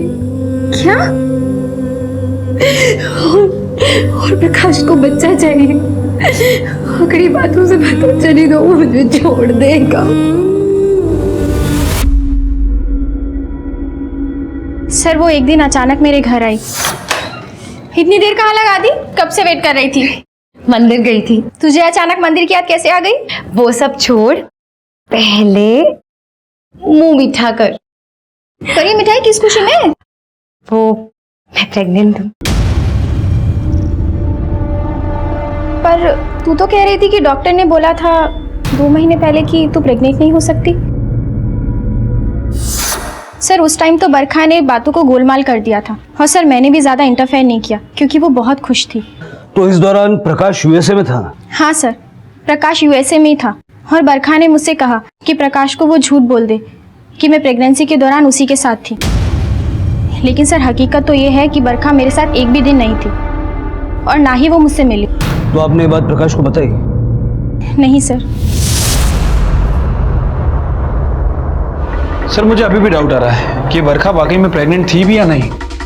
कुलकर्णी, जिस हॉस्पिटल में पीहू पैदा हुई जरा वहां जाके देख। सर हमारे रिकॉर्ड में तो पीहू की माँ की जगह बरखा का नाम लिखा है। क्या ये वही औरत थी? अब सर 8 साल पुरानी बात है, एकदम से याद करना चेहरा मुश्किल है। डॉक्टर साहब ठीक से याद करके बताइए, क्या ये वही औरत थी? सर हमारे यहाँ एक ताई है, नीता ताई। वो पिछले 10 सालों से यहाँ पे काम कर रही है, शायद उन्हें याद हो। हाँ याद है मुझे ये औरत। इसने मुझे 1000 रुपया दिया था और साथ में साड़ी भी, बच्ची होने की खुशी में। क्या यही औरत थी जिसकी डिलीवरी हुई थी? नहीं सर, उस दिन जो डिलीवरी हुई थी वो लड़की जवान थी और गरीब तबके की लग रही थी। यही औरत लेके आई थी उसको, इसी ने उसका नाम बरखा लिखवाया था। जिस लड़की की डिलीवरी हुई थी उसका कोई आईडी वगैरह है अपने पास? नहीं सर, हम पेशेंट का आईडी प्रूफ नहीं मांगते। जो उन्हें साथ में लेकर आते हैं और जो नाम बोलते हैं हम वो लिख लेते हैं। सर आप लोगों ने मुझे यहाँ क्यों बुलाया है? वैसे भी बरखा के जाने के बाद पीहू बहुत दुखी रहती है, मेरे अलावा किसी के पास नहीं जाती है। आपकी बेटी पीहू के बारे में हमें एक सच पता चला है। पीहू के बारे में? क्या? जिस हॉस्पिटल में पीहू का जन्म हुआ वहां हमने पूछताछ की तो एक चौंका देने वाली बात सामने आई। अब हमारी समझ में ये नहीं आ रहा है कि ये बात अब तक आपसे कैसे छिपी रहेगी, या फिर आप जानते हैं और जानबूझ के हमारे सामने अनजान बन रहे हैं। सर साफ साफ क्यों नहीं बताते, बात क्या है, आप घुमा क्यों रहे हैं? यही कि पीहू आपकी और बरखा की बेटी नहीं है। क्या बकवास कर रहे हैं आप? हाँ, सबूत है हमारे पास। जिस हॉस्पिटल में पीहू का जन्म हुआ वहां के रिकॉर्ड्स के हिसाब से उसकी मां का नाम तो बरखा ही है, लेकिन पीहू को जिसने जन्म दिया वो लड़की कोई और थी। आपकी धर्म पत्नी कभी प्रेग्नेंट थी ही नहीं। ये क्या कह रहे हैं सर आप? ऐसा कैसे हो सकता है? ऐसा हुआ मिस्टर प्रकाश। बरखा की फ्रेंड राशि ने हमें बताया कि प्रेगनेंसी के दौरान वो बरखा के साथ नहीं थी, बल्कि बरखा ने ही राशि को झूठ बोलने के लिए कहा था कि वो उसके घर पे थी। नहीं सर, बरखा मुझसे झूठ नहीं बोल सकती, मैं नहीं मानता। झूठ तो आपसे बोला गया है और हमें लगता है कि बरखा की हत्या का तार इसी झूठ से जुड़ा हुआ है। बरखा ने पीहू को अलमारी में लॉक कर दिया था, शायद वो लोग पीहू को लेने आए थे। आप जहां पहले रहते थे वहां का एड्रेस बताइए।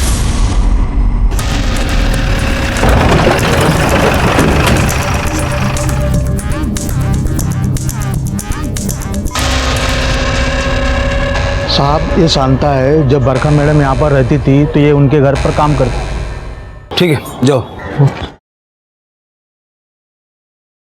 क्या हुआ साहब? तुम्हारी बरखा मैडम का मर्डर हो गया। अब जो कुछ मैं पूछता हूँ सीधा सीधा बताना। पीहू बरखा की ही बेटी है? नहीं साहब, बरखा मैडम को बच्चा नहीं हो रहा था इसलिए वो बहुत परेशान थी। मैडम, इंसानों का भी अजीब होता है ना, जिसके पास नहीं है वो भी रो रहा है और जिसके पास है वो भी रो रहा है। क्या मतलब है तुम्हारा? आपको बच्चा नहीं है इसलिए आप दुखी हो, और वो किरण, उसको बच्चा होने वाला है इसलिए वो दुखी है। बच्चा होने वाला है तो वो दुखी क्यों है? अब बीन बाई लड़की माँ बनेगी तो रोएगी ना। वो क्या है ना, उसका जिसके साथ लफड़ा चल रहा था ना वो एक नंबर का लफंगा था। जैसे उसको पता चला कि इसको बच्चा होने वाला है, बस शहर छोड़ के भाग गया। ये डॉक्टर के पास चली गई तो डॉक्टर ने भी बच्चा गिराने से इनकार कर दिया। तो मुझे मिलवा सकती हो उनसे? हाँ, बरखा मैडम ने मुझे बोला इसलिए मैंने किरण को उनसे मिलवाया। आप फिक्र मत कीजिए कि बच्चा होने दीजिए, अब मैं ले लूंगी और इन सब में जो भी खर्चा आएगा वो सब मैं देख लूंगी, और ऊपर से 1 लाख रुपए भी दूंगी। ये बात तुमने किसी को बताई थी, प्रकाश या फिर किसी और को? नहीं साहब, मैंने किसी को नहीं बताई। बरखा मैडम ने ये बात छुपाने के लिए मुझे 25,000 रुपए दिए थे। नंदन से अलग होने के बाद बरखा ने जो प्रकाश के साथ नई जिंदगी शुरू की वो झूठ के साथ की। शायद उसे डर था कि सच जानने के बाद कहीं प्रकाश उसे छोड़ ना दे। डर इंसान का सबसे बड़ा दुश्मन होता है और ये डर कई बार हमसे गलत काम भी करवाता है। बरखा ने भी यही किया। खुद मां नहीं बन पा रही थी तो किसी और की बच्ची को पैसे देकर खरीद लिया, और ये बात उसने अपने पति तक से छुपाई। बरखा की जिंदगी में कई राज थे और यही वजह थी कि बरखा की हत्या पुलिस के लिए एक अनसुलझी पहेली बन गई थी। सर एक बात तो कंफर्म है कि पीहू बरखा की बच्ची नहीं है। सर हो सकता है कि यह बात प्रकाश को पहले से ही पता चल गई हो और प्रकाश ने बरखा का मर्डर करवा दिया। ये जो पेंटर है रघु, उसके साथ ही जगन का पता चला? नहीं सर, उसके बारे में कुछ पता नहीं चला है। मैंने खबरियों को अलर्ट कर दिया। और सर वो चाय वाले लड़के चिंटू, उसके बारे में भी कोई इन्फॉर्मेशन नहीं मिली। सर अपने खबरी का फोन आया था। नंदन मर्डर केस का जो सस्पेक्ट है चिंटू अपने चाय की टपरी पर वापस आया है।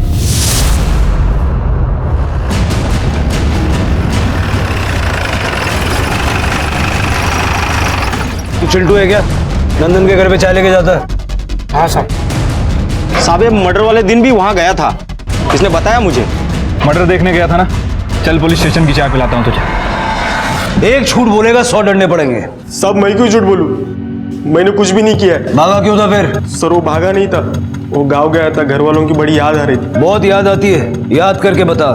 आखिरी बार जब तू नंदन के घर चाय लेके गया था वहां कौन कौन था? साहब वहां पे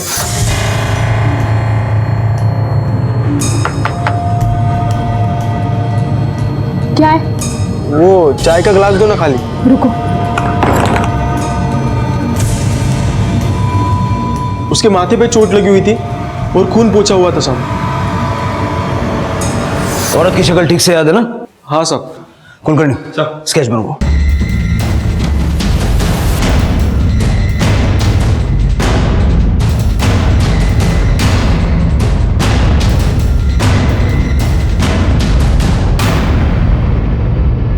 इस औरत को जानता है? नहीं सर, मैं नहीं जानता। इसको जानते हो? हाँ सर, जानता हूँ। ये तो नंदन की दोस्त मीना है। इसे तो मैं भी अच्छी तरह से जानता हूँ सर। इसके साथ 2 लड़के और भी थे, नंदन के दोस्त। मेरी बेटी और नंदन को भगाने में इन लोगों ने मदद की थी। अब कहाँ मिलेंगे ये? सर ये लोग काफी दिनों से यहाँ है नहीं। हाँ सर, ये आजकल दिल्ली में काम करते हैं। नहीं, उनके घर वाले तो होंगे। हाँ सर, है ना। बल्कि मीना के भैया भाभी तो हमारे घर के पास में ही रहते हैं। प्रजापति जी सर। उनके घर वालों से बात करो, पता लगाओ कहाँ है वो लोग। Okay sir.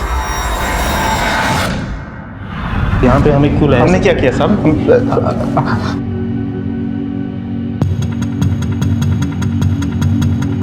अब नाटक करने का कोई फायदा नहीं है।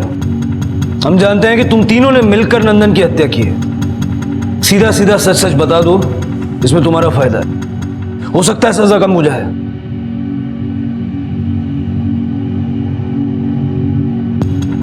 ठीक है, लगता है इनका वही हाल करना होगा जो बरखा के बाप ने किया था। नहीं साहब, प्लीज साहब, हम बताते साहब। हम तीनों ने सिर्फ बरखा और नंदन के भागने में मदद की थी। ये लो, बड़ी मुश्किल से इसे लेके आई हूँ। अब तुम लोग जल्दी से यहाँ से निकलो। मीना, मैं तेरा एहसान कैसे चुकाऊंगी? नंदन, बरखा, तुम लोग यहाँ भी जाओ, खुश रहो यार। लेकिन एक बात ध्यान रखना, हम लोग को बिल्कुल मत फोन करना और ना ही मिलने की कोशिश करना, क्योंकि तुम लोग को भगाने के बाद बरखा के पिताजी हम लोग पर कहर बरसाने वाले। हाँ यार, तुम लोगों की सेफ्टी इसी में कि हम लोग को कुछ पता ना चले कि तुम लोग कहाँ जा रहे हो। चल चल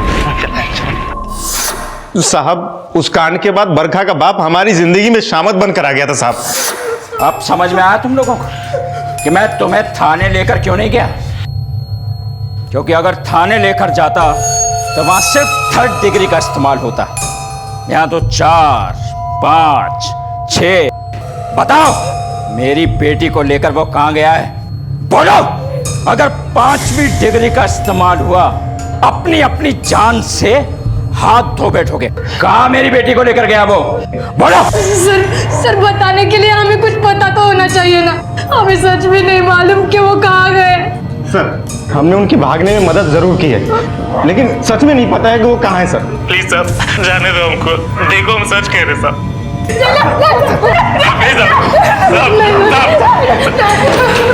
ऐसे नहीं मानोगे तुम लोग।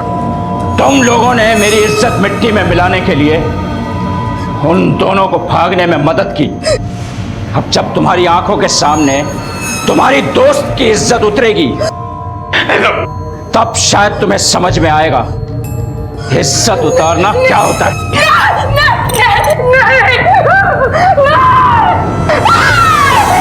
सर, उसके बाद हम तीनों दिल्ली चले गए। वहाँ एक मार्केटिंग कंपनी में हम तीनों ने जॉब शुरू कर दी। सर, धीरे धीरे पुराने जख्म भरने लगे थे साहब। सब उस दिन किसी काम से मुंबई आना पड़ा और इत्तेफाक से हमारी मुलाकात बरखा से हो गई साहब।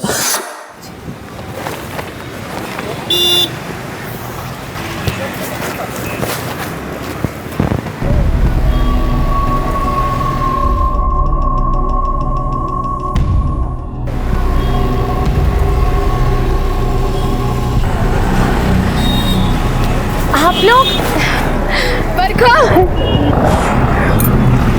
कितना बदल गई हो तुम। लेकिन तुम लोग बिल्कुल नहीं बदले, आज भी साथ। कहाँ साथ में? हमारे एक साथी को तो तू भगा के लेके आई। कहाँ है वो? क्या बात है बरखा, सब कुछ ठीक तो है ना? वो मीना, वो मैं और नंदन अब साथ में नहीं रहते। तलाक हो गया हमारा। क्या? तो क्या करती? जिंदगी नरक बना दी थी उसने मेरी। शादी के बाद नंदन बिल्कुल बदल गया था। अगर उसके साथ रहती ना तो शायद मर चुकी होती अब तक। साहब, हमें जैसे ही पता चला कि जिन दोनों को साथ में करने के लिए हमने इतनी तकलीफें सही, आज वो दोनों अलग अलग हैं, तो हमें लगा कि जैसे हमें लगा कि हमारी दोस्ती को, हमारी कुर्बानी को उन्होंने बहुत बड़ी गाली दी है। तेरे वजह से बरखा के बाप ने हमारी जिंदगी नरक बना दी थी और तू इसमें लगा हो गया, इसीलिए दी थी कि इतनी कुर्बानी हमने। अबे हमने खुद नहीं छोड़ा उसको, वो खुद हमें छोड़ के चली गई है। तो और क्या करती? हाँ, जिंदगी भर तुम्हारे लात और घूसे खाती। तुमने ज्यादा तरफदारी मत करो उसकी, समझ गए? तो क्या करेगा? तब तुम लोगों की जिंदगी बर्बाद नहीं हुई थी क्योंकि तुम लोगों ने कोई क्राइम नहीं किया था, लेकिन अब तुम तीनों ने खुद चल के अपने हाथों से अपनी जिंदगी बर्बाद कर ली है। आखिरकार पुलिस ने नंदन के हत्यारे को गिरफ्तार कर लिया था, लेकिन बरखा के कातिल की गुत्थी अब भी नहीं सुलझी थी। एक बात अब तक पुलिस के सामने साफ थी कि बरखा की हत्या एक कॉन्ट्रैक्ट किलिंग थी, लेकिन यह हत्या किसने करवाई थी ये सवाल अब भी बना हुआ था और पुलिस सच जानने के लिए हर संभव कोशिश कर रही थी। वो जो मैंने बैंक स्टेटमेंट्स मंगवाए थे सबके आ गए? हाँ सर, पाटिल ला ही रहा होगा। सर मैंने सबकी बैंक डिटेल्स चेक की। कुछ मिला? नहीं सर, किसी की भी अकाउंट से कोई बड़ा ट्रांजैक्शन नहीं मिला, लेकिन प्रकाश ने 1 साल पहले एक डीएनए लैब को 30,000 रुपए दिए थे। DNA lab?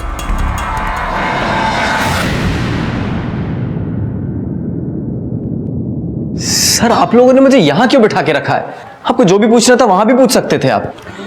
ये स्पेशल रूम है, कुछ खास बातें यहाँ की जाती हैं। ऐसी कौन सी खास बात करनी है आपको मुझसे? तुमने हमसे झूठ क्यों बोला कि तुम नहीं जानते कि पीहू तुम्हारी बेटी नहीं है? सर क्योंकि सच है, मैं नहीं जानता था कि पीहू मेरी बेटी नहीं है। 1 साल पहले तुमने अपना और पीहू का डीएनए टेस्ट करवाया। कुलकर्णी, क्या ये जानते हो? डीएनए लैब का बिल। अब बोलो, झूठ क्यों बोला? सर मुझे बरखा पे उसी दिन शक हो गया था जब मैंने पहली बार उसे नंदन के साथ देखा था।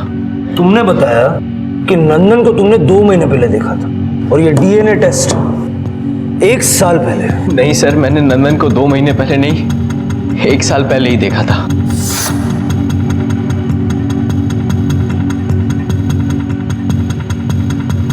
सर एक पल के लिए तो मुझे नंदन की बात पर यकीन नहीं हुआ, लेकिन बरखा क्या बकवास कर रहा था वो आदमी? वो सच कह रहा था। एक बार धोखा खाया था मैंने, दोबारा नहीं खाना चाहता था। मुझे शक था कि पीहू मेरी बेटी नहीं है, इसलिए मैंने डीएनए टेस्ट कराया और जब सच पता चला तो मैंने अपना ट्रांसफर दिल्ली ले लिया। मैं किसी भी तरह बरखा से दूर होना चाहता था, लेकिन मैंने उसको नहीं मारा। सर अगर मुझे उसे मारना होता तो मैं उसे तभी मार देता, लेकिन मेरे अंदर हिम्मत नहीं थी सर, बिल्कुल हिम्मत नहीं थी। ठीक है, जा।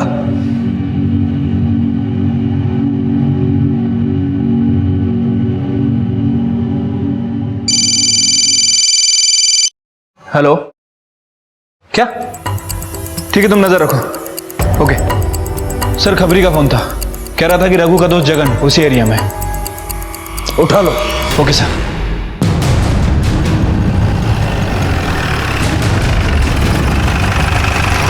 कहां पे? सर वो रहा गगन। पक्का बारीक सुपर। सलाम साहब। रख।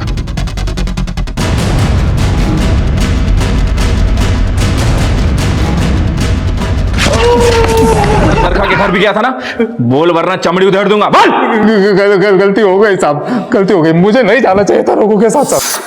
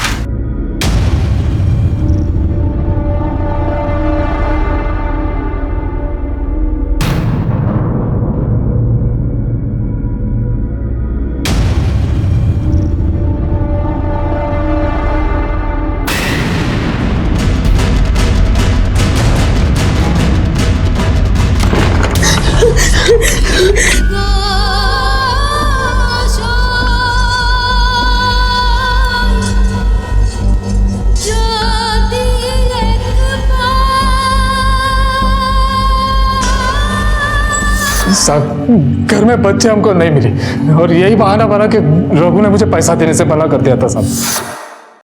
देख जगन, बच्चा बच गया है। पार्टी पैसे देने से मना कर दी। जो 3 लाख रुपए मिले ना तो आपस में बांट लेते। देख, मुझे मेरा पैसा दे दे वरना पुलिस को जाके सब बोल दूंगा। जाना, 3 लाख में से 1 फूटी कौड़ी नहीं दूंगा, समझा? मैंने मार दिया उसे।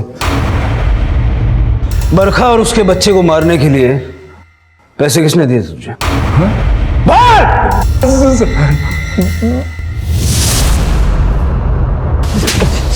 सर ये नहीं सर। अब ये रोना धोना बाद में कर लेना। चल बोल।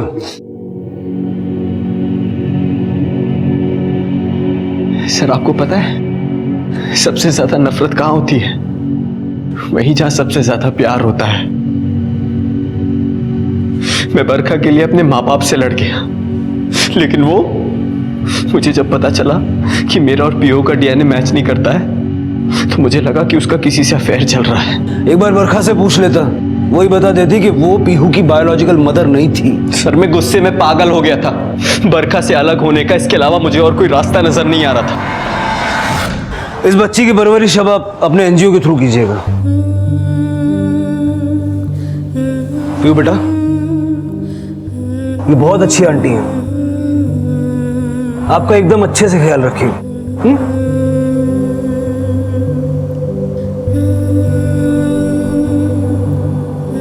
नंदन की हत्या के लिए उसके दोस्त रवि, मीना और अशोक को गिरफ्तार किया गया और साथ ही प्रकाश को अपनी बीवी की हत्या की साजिश के लिए और जगन को बरखा और रघु की हत्या के लिए गिरफ्तार किया गया।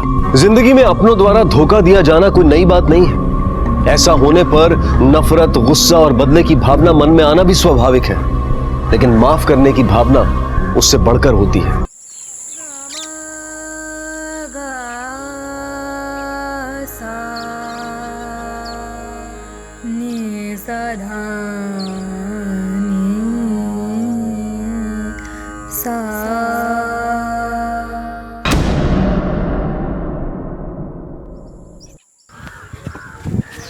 अरे पकड़ो ना यार, पकड़ो ना। अरे क्या शिक? अंदर भूत है, पता नहीं क्या भूत? हाँ, हमारी मम्मी कहती है कि काकोली दीदी अपने घर में भूतों को बुला के बात करती है। हम काकोली दीदी के पास म्यूजिक सीखते थे, वो हमको नहीं डरेगी, हम बॉल लेके आते हैं। अरे चलो हेल्प करो, चलो।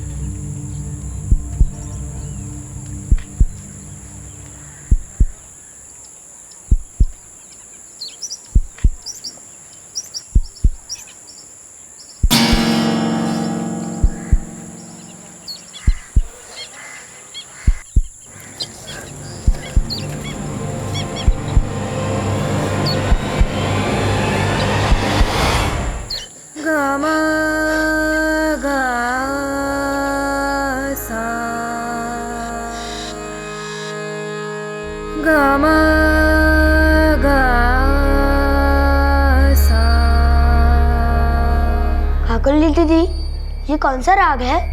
ये राग है। कहते हैं राग गाओ तो आत्माएं आती है। अरे डरो मत, आत्माएं बुरी चीज नहीं होती है। कहते हैं आत्मा ही हमें परमात्मा से मिलाती है। तो गाओ अम्मा शोंगे, गाओ। सागमधनी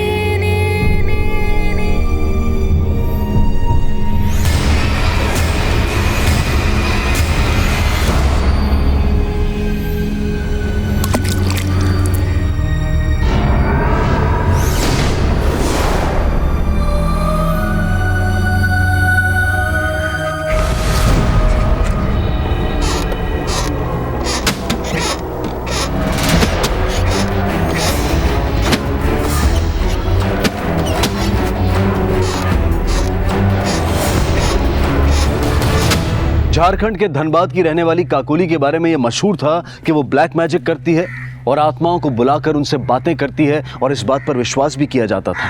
ज्यादातर लोग मानते थे कि म्यूजिक टीचर काकोली ने म्यूजिक सिखाना छोड़कर अपने आप को बाहरी दुनिया से कट ऑफ कर लिया था और वो हमेशा तंत्र साधना में लीन रहती थी, और उसका भाई सौरभ उसका पहरेदार बनकर उसे इस सब के लिए सपोर्ट किया करता था। ये वाला लाल भैया, काकोली दीदी को ये वाला लाल नहीं चाहिए। तो कौन सा लाल? वो होता है ना, वो खून जैसा लाल। पुल्ला कर जल्दी, ये सब काकोली के काले जादू का असर है, जल्दी करो।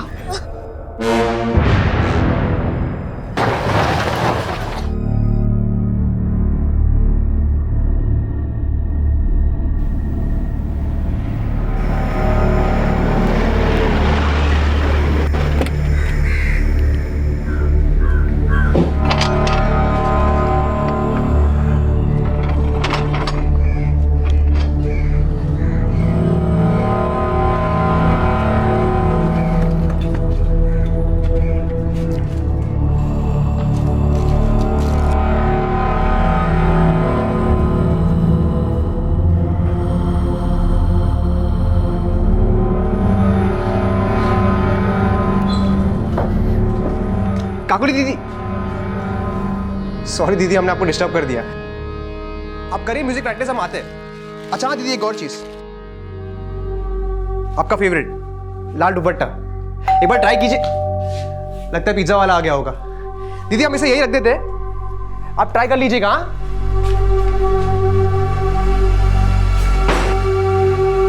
पहले काकोली दीदी बहुत अच्छी थी, मुझे म्यूजिक सिखाती थी। मुझे मालूम नहीं था कि वो भूत बुलाती है।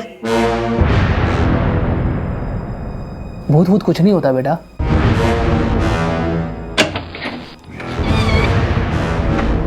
एक्स्ट्रा चीज है ना? हाँ भैया, जैसा काकोली दीदी को पसंद है बिल्कुल वैसे ही बनाया। वो तो दीदी टेस्ट करने के बाद ही बताएगी। Thank you.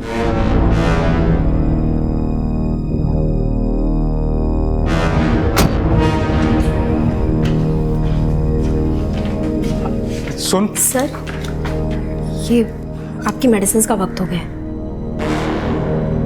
अरे हमारा मेडिसिन का वक्त तो रोज होता है, लेकिन पता नहीं वो वक्त कब आएगा जब काकोली अपना जंतर मंत्र से दिमाग हटाएगी।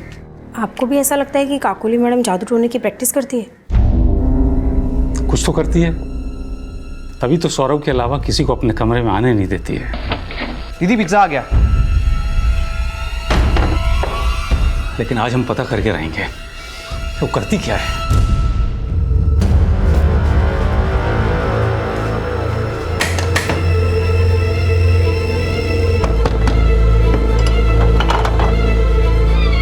काकोली को बुला, हमको उससे बात करनी है। बाबा आप जानते हैं ना, दीदी ने आपसे रिश्ता तोड़ दिया। वो आपकी शक्ल भी देखना नहीं चाहती। बाबा, ये आपने अच्छा नहीं किया। बात सुन, मुझे आपसे कोई बात नहीं करनी। आज के बाद हम आपके लिए मर चुके। देख सौरभ, हम जानते हैं कि काकोली हमसे नाराज है, वो हमसे तो मिलेगी नहीं, बात नहीं करेगी, इसलिए हम तुझसे विनती करते हैं कि तू उसे तंत्र मंत्र के चक्कर से दूर कर। पापा उनको ये सब करके सुकून मिलता है, और दीदी पूजा करे कुछ भी करे, हम उनको क्यों रोके? आप प्लीज उनको शांति से पूजा करने दीजिए। क्या पूजा? पता नहीं क्या उठपटांग करती रहती है। आप नहीं चलेगा ये सब।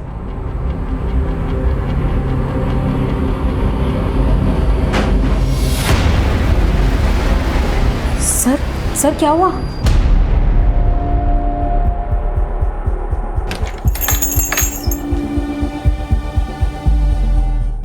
ये ले, रख ले, तेरे 3 महीने की तनख्वाह। बस अब आने की जरूरत नहीं है।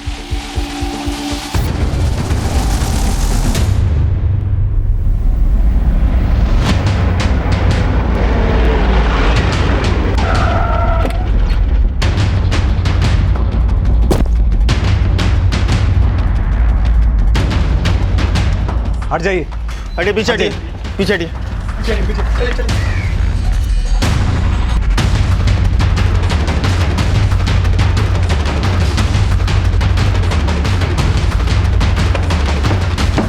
अंदर से लॉक है, तोड़ो।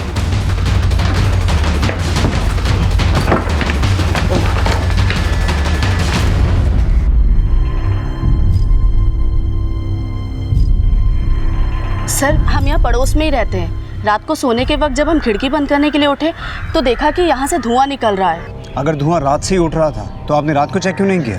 सर इस घर से 24 घंटा धुआं निकलते ही रहता है। मतलब? वो क्या है ना सर, भवानी जी की बेटी काकोली तंत्र मंत्र करती रहती है, इसीलिए उसके रूम से हमेशा धुआं उठता रहता है। तो अभी कहाँ है उनकी बेटी? सर वो तो पता नहीं, वैसे भी वो कमी दिखती है। जब से भवानी जी से अलग हुई है ना, तब से वो घर का बंटवारा करा के भवानी जी के बेटे के साथ फर्स्ट फ्लोर पे शिफ्ट हो गई है। इसीलिए भवानी जी ने भी अपनी देखभाल के लिए साहब एक नर्स रख ली थी। नर्स? कौन? मंजू नाम है उसका। तो अभी कहाँ है वो? सर वो भी सुबह से दिखाई नहीं दे रही है।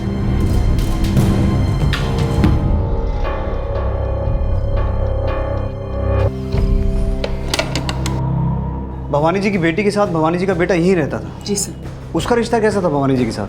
हमें तो लगता है कि काकोली ने उस पर भी जादू टोना कर रखा था और उसे अपना पहरेदार बना रखा था ताकि उसकी तंत्र विद्या पर कोई भी बाधा न डाल सके।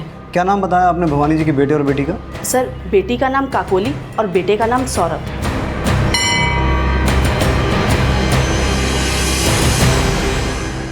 सर कमरे से केरोसिन बॉक्स और मैच बॉक्स मिला है। ऐसा लगता है किसी ने भवानी सिंह को जानबूझ के जलाया है। सर ये देखिए, ये खिड़की भी खुली हुई मिली थी और सर यहाँ से ये टूटी भी हुई है। सर ऐसा लगता है पहले भवानी सिंह को किसी ने अंदर जलाया और उसके बाद ये दरवाज़ा बंद करके खिड़की से वो बाहर भाग गया। पड़ोसियों ने बताया कि फर्स्ट फ्लोर पे भवानी सेन का बेटा और बेटी रहते थे और नीचे ग्राउंड फ्लोर पे भवानी सेन के साथ एक नर्स रहती थी और अभी तीनों ही गायब है। सर इस कमरे से ये फ़ोन भी मिला है, हो सकता है ये भवानी सेन का हो और इसमें उन तीनों के नंबर भी हों। चेक करके देखो। Okay sir. हेलो, हाँ भवानी सर।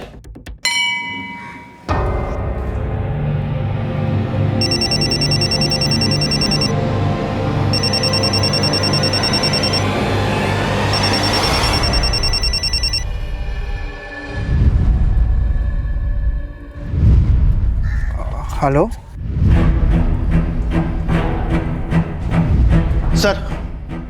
सर भवानी की नर्स मंजू और सौरभ से तो बात हो गई है, लेकिन काकोली का फ़ोन स्विच ऑफ जा रहा है। सौरभ से जब उसकी बहन काकोली के बारे में पूछा तो उसने कहा कि कल रात से वो काकोली को ही ढूंढ रहा है। ढूंढ रहा है मतलब? सर उसका कहना है कि काकोली कल रात से कहीं चली गई है।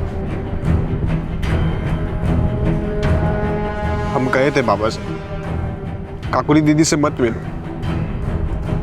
ये सब बाबा की गलती है, काकोली दीदी की गलती नहीं है। ये जो कुछ भी हुआ है बाबा की वजह से हुआ है। हमारी काकोली दीदी बहुत अच्छी है, कि कोई गलती नहीं। भवानी की लाश मिलने के बाद से ही अंदाजा लगाया जाने लगा कि भवानी की हत्या को आत्महत्या की शक्ल दी गई है। काकोली का फोन बंद होना यह संकेत दे रहा था कि शायद वो अपने पिता की हत्या करके फरार है। लेकिन क्या वजह थी कि इस सब के लिए सौरभ अपने मृत पिता को ही कोस रहा था? इस केस में काकोली और सौरभ की भूमिका जितनी सस्पिशियस थी, उतना ही सस्पिशियस यह भी था कि दिन रात भवानी सेन के साथ रहकर उसकी देखभाल करने वाली नर्स मंजू तब कहां थी जब भवानी जलकर खाक हो रहा था। सर कल भवानी सर ने हमको जॉब से निकाल दिया था। उसके बाद हम अपना सारा सामान लेके अपने घर झरिया आ गए। कल ही उन्होंने तुम्हें नौकरी से निकाला और कल रात को ही उनकी मौत हो गई। तुम्हें क्या लगता है तुम्हारे इस झूठ पे हम विश्वास कर लेंगे? सर हम झूठ नहीं बोल रहे। कल भवानी सर, काकोली मैडम और सौरभ का झगड़ा हो रहा था। पिछले 6 महीने से भवानी सर काकोली मैडम को मनाने की कोशिश कर रहे थे, लेकिन काकोली मैडम उनकी शक्ल देखना पसंद ही नहीं करती थी। सुन तो, काकोली, काकोली बेटा, बेटा सुन तो, काकोली। पर पता नहीं कल क्या हुआ। भवानी सर काकोली मैडम से मिलके आए तो बहुत टूटे हुए लग रहे थे। ये ले, रख ले तेरे 3 महीने की तनख्वाह। बस अब आने की जरूरत नहीं है।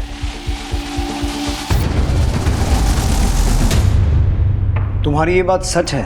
इसका कुछ सबूत है तुम्हारे पास? सर सबूत कहाँ से? हाँ सर, कल जब हम जा रहे थे तो सौरभ ने हमको जाते हुए देखा था।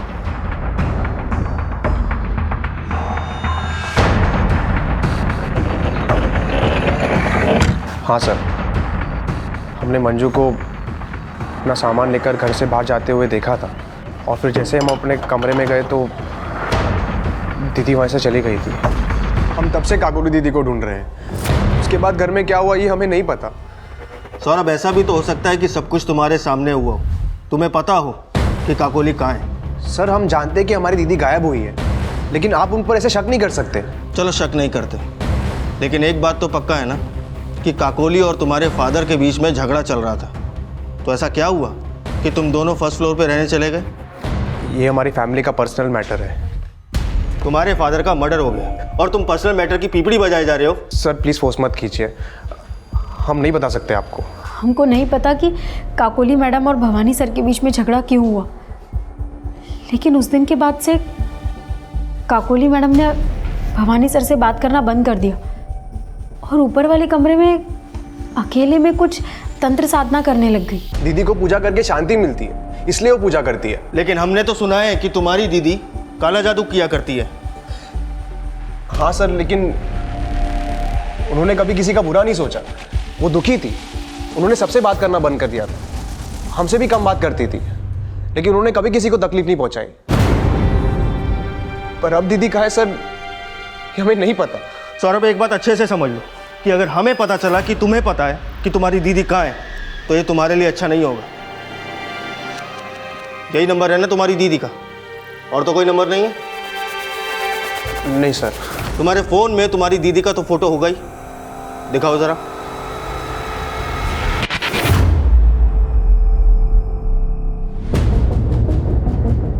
चलो मान लिया कि तुम सच बोल रही हो, पर क्या लगता है तुम्हें काकोली अपने पिता को जला के भाग गई? हमारे जाने के बाद वहाँ क्या हुआ हम नहीं जानते। हमने भवानी जी का फ़ोन चेक किया, कल दोपहर 2 बजे उन्होंने किसी विक्रम भारद्वाज को फ़ोन किया था। जानती हो ये विक्रम भारद्वाज कौन है? जी सर, विक्रम जी भवानी सर के बहुत अच्छे दोस्त हैं और उनके फैमिली लॉयर भी। और हाँ, कल भवानी सर सुबह उनसे मिलने के लिए भी गए थे। विक्रम भारद्वाज और भवानी सेन की मुलाकात का राज बहुत जल्द इस केस को एक नया एंगल देने वाला था, जो काकोली पर भवानी की हत्या करके भाग जाने का शक और पुख्ता करने वाला था। लेकिन नर्स मंजू भी शक के दायरे में थी और यह भी माना जा रहा था कि कहीं सौरभ के कहने पर वो भी तो काकोली को बचाने की कोशिश नहीं कर रही है। मंजू और सौरभ दोनों रडार में थे और काकोली को ढूंढने की कोशिश की जा रही थी। सौरभ, भवानी सेन, मंजू और काकोली के कॉल रिकॉर्ड्स निकाले जा रहे थे और वहीं विक्रम भारद्वाज और भवानी सेन की मुलाकात की वजह जानने की कोशिश भी की जा रही थी। भवानी का मर्डर? आप तो भवानी जी के दोस्त हैं, आपको किसी ने बताया नहीं? भवानी का कोई होता तो बताता ना। भवानी तो अपने बच्चों से तंग आ चुका था, कल भी आया था, रो करके गया। कल आपकी भवानी जी से क्या क्या बातें हुई? सर, भवानी ने पहले एक विल बनवाया था जिसके मुताबिक उनके बाद उनके घर और जायदाद के लिए नॉमिनी थे उनके बच्चे सौरभ और काकोली। लेकिन अब वो ये विल चेंज करके अब वो घर बेचना चाहते हैं। दरअसल उस घर के मालिक भवानी और उसके छोटे भाई सुब्रतो हैं। भवानी जी के भाई भी हैं? हाँ सर, सुब्रतो उनके छोटे भाई हैं। दरअसल ये मकान उनका पुश्तैनी मकान है। वैसे सुब्रतो वहाँ रहते नहीं हैं। पहले दोनों भाई ये मकान बेच करके अपना हिस्सा अलग कर लेना चाहते थे, लेकिन काकोली इसके सख्त खिलाफ थी।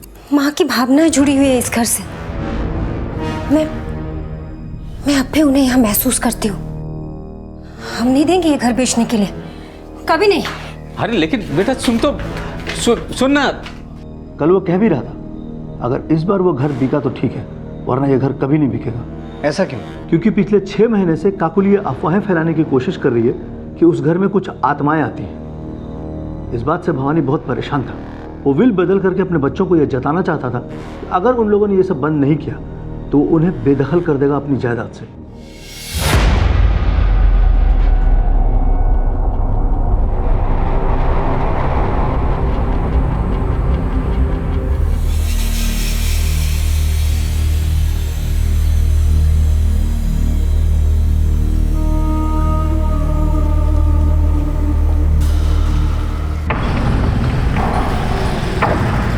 सर, भवानी के बेटा बेटी भवानी के पैसों पे पल रहे थे और उसी से नाता तोड़कर उससे अलग रह रहे थे। सौरभ जिस फैमिली मैटर के बारे में बोल रहा था, हो सकता है वो भवानी की विल से जुड़ा हो और इसी वजह से भवानी का मर्डर भी हुआ हो। क्योंकि भवानी अपनी विल चेंज करके अपना घर बेचना चाहता था। लेकिन काकोली तंत्र अंधविश्वास फैलाने के लिए कर रही थी या फिर कहानी कुछ और? भवानी के दोस्त लॉयर ने बताया कि काकोली अपनी माँ से काफ़ी अटैच थी। हो सकता है काकोली के दिमाग में किसी ने अंधविश्वास डाला हो कि तंत्र के जरिए वो उसकी आत्मा बुला सकती। सर, काकोली का अगर किसी तांत्रिक से कनेक्शन है तो उसकी लीड उसके कॉल रिकॉर्ड से मिल जाएगी, और ये लीड भी मिल जाएगी कि इस वक्त वो कहाँ पर है। काकोली का गायब होना उस पर शक तो खड़ा कर रहा है, लेकिन अगर भवानी के मर्डर का एंगल प्रॉपर्टी से जुड़ा है तो हमें भवानी और उसके भाई सुब्रतो का रिलेशन अच्छे से समझना होगा। क्योंकि भवानी की विल में चाहे कुछ भी लिखा हो, लेकिन ये बात साफ है कि भवानी के बाद उस घर पे सिर्फ सुब्रतो का हक है। इस सुब्रतो के बारे में सब कुछ अच्छे से पता करो। Okay sir.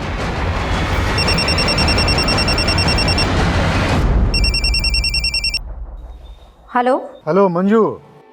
सुब्रतो सर, हम कब से आपका फ़ोन ट्राई कर रहे थे। हाँ, वो मैं ड्राइव कर रहा था इसलिए फ़ोन नहीं उठा पाया।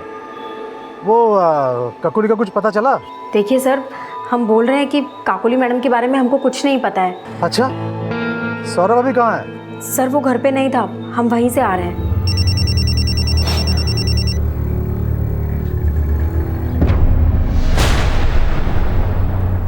हेलो सर, भवानी की नर्स मंजू के कॉल रिकॉर्ड के मुताबिक 16 अगस्त की रात 10 बजे वो झरिया में थी जहां उसका घर है। लेकिन सर, काकोली का फ़ोन 16 अगस्त की रात 12 बजे उसके घर के पास वाले एरिया में बंद हुआ था। हमें भवानी सेन की लाश 17 अगस्त की सुबह मिली थी। हो सकता है इनकी मौत भी 16 अगस्त की रात को 12 बजे के आसपास ही हुई हो। इनकी पोस्टमार्टम रिपोर्ट का क्या स्टेटस है? सर, लाश तो पूरी तरह जल चुकी थी, इसलिए पोस्टमार्टम रिपोर्ट आने में 2 से 3 दिन तो लग जाएंगे। सर, मैंने काकोली के पिछले 6 महीने के कॉल रिकॉर्ड को चेक किया। सर, पता चला पिछले 6 महीने में उसके फ़ोन से एक भी आउटगोइंग कॉल नहीं किया, सिर्फ इनकमिंग कॉल है, वो भी मोबाइल कंपनीज़ के या फिर क्रेडिट कार्ड कंपनीज़ के। सर, मैंने काकोली के पिछले 6 महीने से पहले के कॉल रिकॉर्ड को भी चेक किया, एक भी ऐसा नंबर नहीं मिला जो किसी तांत्रिक का हो। लेकिन सर, एक और बात पता चली है, ये मंजू भवानी के भाई सुब्रतो से फ़ोन पर लगातार बात किया करती थी। कहाँ रहता है?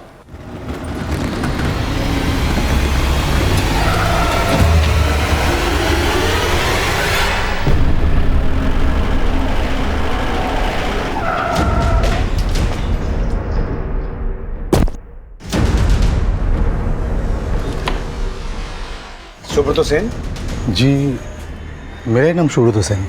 हाँ सर, मैं अक्सर मंजू को फ़ोन करता था क्योंकि सर वहाँ दादा अकेले रहते थे और दोनों बच्चे उनका ख्याल नहीं रखते थे, इसीलिए मंजू को फ़ोन करके उनका हाल चाल पूछता था।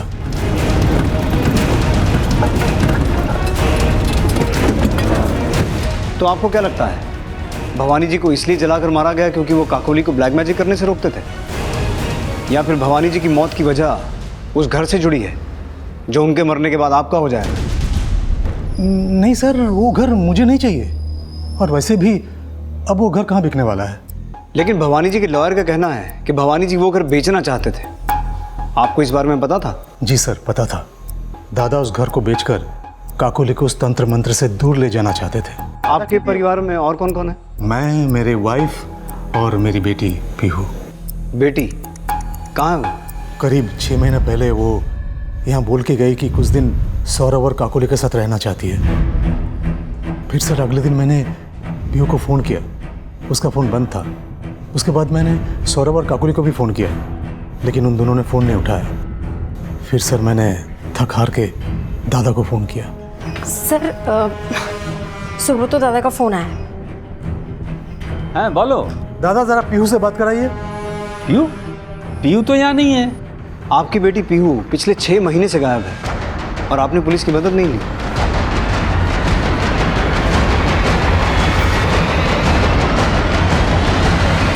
पीहू का गायब होना जितना चौंका देने वाला था, उतना ही हैरान कर देने वाला यह भी था कि पीहू के गायब होने की कोई कंप्लेंट नहीं दर्ज कराई गई थी। लेकिन अब काकोली के गायब होने का राज क्या था? पुलिस को उसके बारे में कोई लीड नहीं मिल रही थी और जल्द ही सौरभ के गायब होने की खबर सामने आई। सर, सौरभ का फ़ोन काफ़ी देर से बंद आ रहा है और वो कल से घर भी नहीं पहुंचा। सौरभ के गायब होने के बाद पुलिस ने अब भवानी सेन के घर के फर्स्ट फ्लोर पर रह रहे काकोली और सौरभ का घर सर्च करने का फैसला लिया।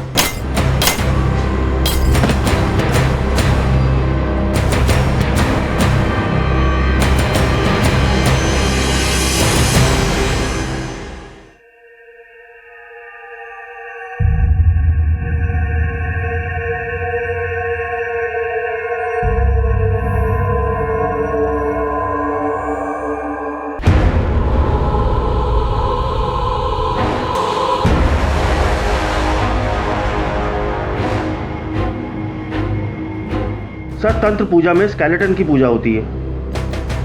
सर हो सकता है ये पीहू का स्केलेटन हो और काकोली ने तंत्र पूजा के लिए पीहू की बलि दे दी हो, और शायद इसी वजह से सौरभ और काकोली यहाँ किसी को आने नहीं देते थे। और इसका डीएनए पीहू के फादर के डीएनए से मैच करवा के देखो, और इस कमरे का चप्पा चप्पा छान मारो, शायद कुछ ऐसा मिले जो काकोली और सौरभ की लीड दे।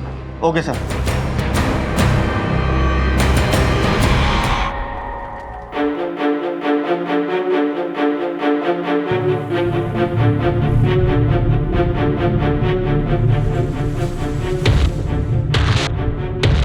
काकोली प्लीज इस तंत्र मंत्र के चक्कर में अपनों से नाता मत तोड़।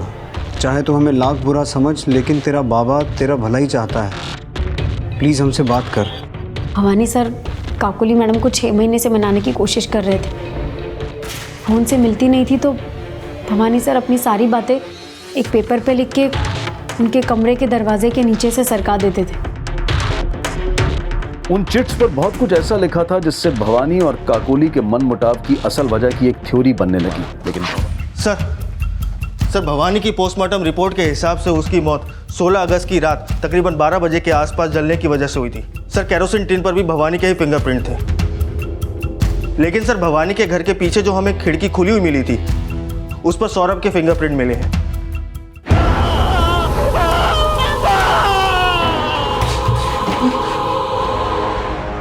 सर सौरभ का ये कहना था कि वो उस रात काकोली को ढूंढने गया था। सर हो ना हो वो हमसे झूठ बोल रहा है। उसने हमें काकोली और भवानी के बीच हुए झगड़े की वजह बताने से भी मना कर दिया था। ये हमारी फैमिली का पर्सनल मैटर है। लेकिन इन चिट्स को पढ़ने के बाद ऐसा लगता है कि काकोली और भवानी के बीच हुए झगड़े की वजह भवानी का नाजायज रिश्ता हो सकता है। ये देखो काकोली, तुम हमें गलत समझ रही हो। हमने तुम्हारी माँ को न पहले धोखा दिया था और ना ही उसके मरने के बाद दे रहे हैं। ऐसा बहुत कुछ इन चिट्स पे लिखा हुआ है। इसको पढ़कर तो ऐसा ही लगता है कि भवानी का शायद किसी के साथ कोई नाजायज रिश्ता था। मंजू के साथ उसका अफेयर हो सकता है। वो पिछले 1 साल से उसके साथ रह रही थी, लेकिन गायब होने से पहले वहाँ पीहू का भी आना जाना था। इस पीहू से जुड़ी हर इंफॉर्मेशन निकालो। Okay sir. सर सौरभ का फ़ोन कल शाम बांसजोड़ा में बंद हुआ था। उसका फ़ोन बंद होने के 3 घंटे पहले उसे एक नंबर से कॉल आया था। उस समय सौरभ के फ़ोन की लोकेशन करकेंद में थी, लेकिन उसके बाद से उसका नंबर बंद आ रहा है। करकेंद और बांसजोड़ा दोनों जगह पूछताछ करो, शायद सौरभ के बारे में कुछ पता चले। और ये पता लगाओ जिस नंबर से फ़ोन आया था वो नंबर किसका है। Okay sir. पुलिस ने जब उस नंबर के बारे में पता किया तो पाया कि वो नंबर फेक आईडी देकर खरीदा गया था। और वहीं जब पुलिस भवानी के दोस्त विक्रम से मिली तो उसने भवानी का किसी से भी रिश्ता होने से इनकार किया। लेकिन ये कंफर्म हो गया कि जो चिट्स काकोली के रूम से मिली थी उनकी लिखावट भवानी की हैंडराइटिंग से मैच करती थी। पुलिस एक तरफ सौरभ और काकोली को ढूंढने का प्रयास कर रही थी और वहीं पीहू से जुड़ी इंफॉर्मेशन भी निकाली जा रही थी। सर पीहू से रिलेटेड एक इन्फॉर्मेशन मिली है। तकरीबन 6 महीने पहले 7 फरवरी को पीहू घर से निकली थी और 7 फरवरी को ही उसका फ़ोन आखिरी बार रांची में बंद हुआ था। रांची में? पीहू के पेरेंट्स ने हमें बताया था कि वो भवानी के घर गई है, तो फिर उसके फ़ोन का रांची में बंद होने का क्या कनेक्शन हो सकता है? सर हो सकता है कि पीहू के माँ बाप हमसे झूठ बोल रहे हो, क्योंकि पीहू का सोशल नेटवर्किंग साइट पर एक अकाउंट है और उसी अकाउंट के जरिए वो काकोली से टच में थी। सर जिस IP एड्रेस से लास्ट टाइम तक वो ऑपरेट कर रही थी अपना अकाउंट, वो IP एड्रेस रांची का ही था।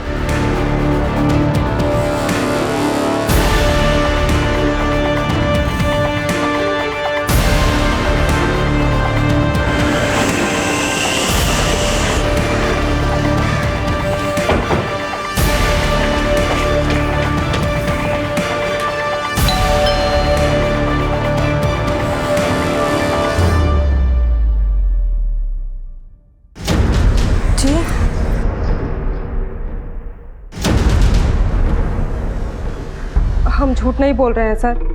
हम विशाल से प्यार करते थे, लेकिन हमारी फैमिली इंटरकास्ट मैरिज के खिलाफ थी, इसलिए हमने और विशाल ने 6 महीने पहले भागकर शादी कर ली। पर सर उसके बाद से हमारी फैमिली से कोई कांटेक्ट नहीं है। अपने पेरेंट्स से कांटेक्ट नहीं किया, लेकिन काकोली से तो तुम टच में थी। हाँ सर, हमारी फ़ोन पर कभी कभी बात होती थी। किस नंबर पे? हमने रांची आने के बाद एक नया नंबर ले लिया और उन लोगों ने भी एक नया नंबर ले लिया ताकि हमारे बारे में किसी को शक ना हो। वो नंबर दो। सर ये नंबर। तो इस नंबर पे तुम्हारी सौरभ या काकोली से आखिरी बार बात कब हुई थी? सर काकोली से तो हमारी 6 महीने से कोई बात नहीं हुई। हम जब भी कॉल करते हैं तो सौरभ फ़ोन उठाता है और वो कहता है कि काकोली हमसे सिर्फ सोशल नेटवर्किंग साइट पर ही चैटिंग करेगी, क्योंकि वो मौन व्रत रखकर कोई पूजा कर रहे थे। अच्छा, तुम्हारे पेरेंट्स को पता है कि तुम यहाँ रांची में रहती हो? हाँ, शायद पता होगा, पर ये बात वो सबसे छुपाते होंगे, क्योंकि वो कभी नहीं चाहते थे कि उनकी बेटी किसी दूसरे जात के लड़के के साथ शादी करे। ये तो उनके लिए बदनामी की बात थी ना। मुझे तो लगता है वो सोचते होंगे कि उनकी बेटी मर गई।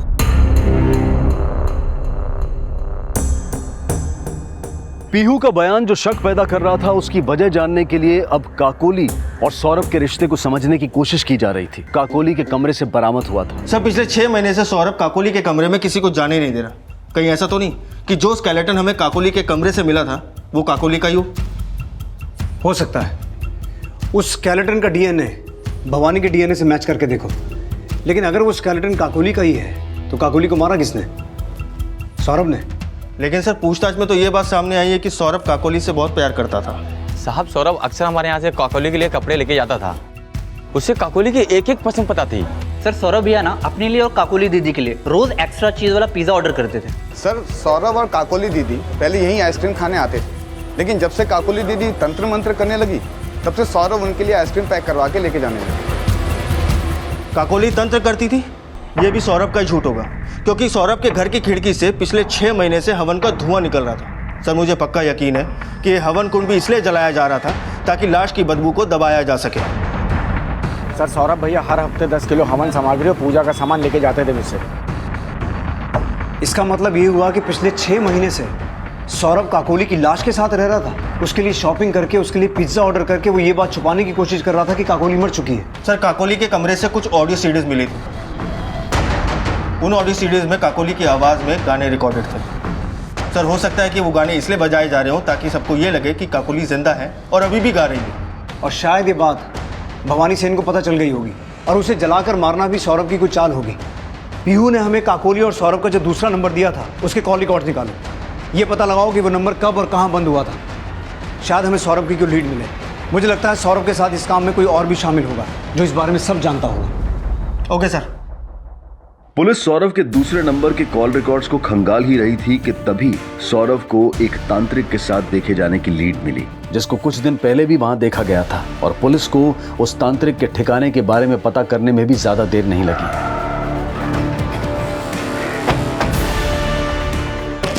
चल चल। चलिए बाबा जी, अपनी कथा शुरू कीजिए, नहीं तो हम अपना पूजा पाठ शुरू कर देंगे। साहब, सौरभ पूछा करता था क्या मरने के बाद किसी को जिंदा कर सकते हैं क्या? तो हमने कहा काकोली को वापस बुलाना चाहता है तो मान ले कि काकोली जिंदा ही है। तो वो हमारे पास आया। ना मिलने से कौन सी सुधरी बात? आज बिगड़ती है तो बिगड़ जाने दे बात। जाने दे। बाबा, अरे काकोली कहाँ है? कहाँ है काकोली? बाबा, ये काकोली दीदी है। तू उसका गुरु था और तुझे नहीं पता था कि वो क्या कर रहा है? नहीं साहब, नहीं। हम तो बस इतना जानते थे कि काकोली मर चुकी है। फिर हमको लालच आ गया तो हमने फ़ोन करके वापस बुला लिया। साहब, हमने कहा काकोली को बुलाने के लिए एक विशेष पूजा करना पड़ेगा, उसका खर्चा है 5 लाख रुपया। दीदी कहाँ है? मालूम नहीं। अरे दीदी का आवाज आता है, दीदी कहाँ है?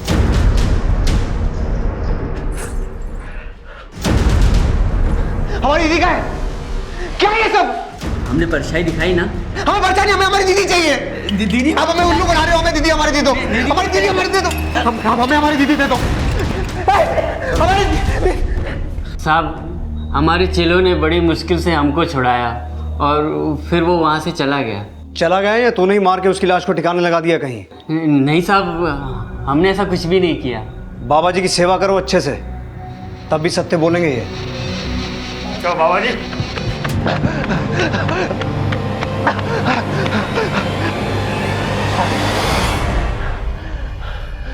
सर, सौरभ का दूसरा नंबर जो हमें पीहू ने दिया था वो 12 जोड़ों में उसी दिन बंद हुआ था जिस दिन पहला नंबर बंद हुआ था।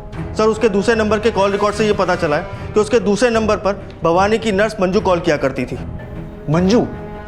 हाँ सर, हमारी उस नंबर पे सौरभ से बात होती थी। तुम्हारे पास उसका दूसरा नंबर कहाँ से आया? तुम्हें पता था ना कि सौरभ के रूम में वो स्केलेटन किसका है? बोलो। हाँ सर, वो हमको पहले ही पता चल गया था। पिछले 6 महीने से सौरभ उस स्केलेटन के साथ रह रहा था। और भवानी सेन, तुमने उसे इस बारे में नहीं बताया? नहीं सर, वो सौरभ ने हमसे रिक्वेस्ट की थी कि हम किसी को कुछ ना बताएं। रिक्वेस्ट की थी या तुम उसे ब्लैकमेल कर रही थी? ये तुम्हारा बैंक स्टेटमेंट, 2.25 लाख रुपए हैं इसमें और एक 5 लाख की एफडी है। इतना पैसा कहाँ से आया? सर वो हम सौरभ से पैसे ले रहे थे, लेकिन हम तो वो स्केलेटन काकोली का ही था ना? लेकिन सौरभ ने कभी नहीं माना कि काकोली मर गई थी। मतलब? इसके बारे में किसी को बताना नहीं। लेकिन सौरभ काकोली के लिए तुम्हें और अपने पिता को कोस क्यों रहा था? सर दरअसल वो उनकी वाइफ की डेथ के बाद भवानी सर बहुत अकेले हो गए थे, तभी उनका और मेरा। तो ये बात काकोली और सौरभ को पता चल गई थी? हाँ सर, लेकिन भवानी सर उनका बुरा नहीं चाहते थे। लेकिन तुम तो बुरा चाहती थी ना। तुम भवानी सेन के साथ भी रिश्ता बना रही थी और सौरभ को ब्लैकमेल भी कर रही थी। नहीं सर, हम ऐसा कुछ नहीं कर रहे थे। ये सब हालात तो खुद काकोली ने पैदा किए। वो अपने पिता को कभी समझ ही नहीं पाई। गुस्से में आकर खाना पीना सब कुछ छोड़ दिया था। सौरभ ने उनको मनाने की कितनी कोशिश करी। आपकी हालत देखो कैसी हो गई है, कुछ तो खा लो दीदी। माँ की आत्मा की शांति के लिए मैंने व्रत रखा है। 11 दिन मैं कुछ नहीं खाऊंगी, कुछ नहीं पीऊं। काकोली के व्रत के 7वें दिन उसकी मौत हो गई। सौरभ ये सदमा बर्दाश्त नहीं कर पाया। उसको हमेशा लगता था कि काकोली जिंदा है। उसने कभी माना ही नहीं कि वो मर चुकी थी। दीदी आपके लिए पिज्जा मंगाओ, आपकी फेवरेट पिज्जा। ये सब बातें सौरभ ने हमको खुद बताई थी सर। हमको खुद ही ये सब कुछ 3 महीने पहले पता चला था। लेकिन 16 अगस्त की रात भवानी सेन को ये सब पता चल गया था। तो भवानी सेन का मर्डर तुमने किया या तुमने और सौरभ ने मिलके? नहीं नहीं सर, हमने कुछ भी नहीं किया। उस दिन आपसे मिलने के बाद हमको सौरभ मिला था। उसने बताया कि भवानी सर ने आत्महत्या कर ली।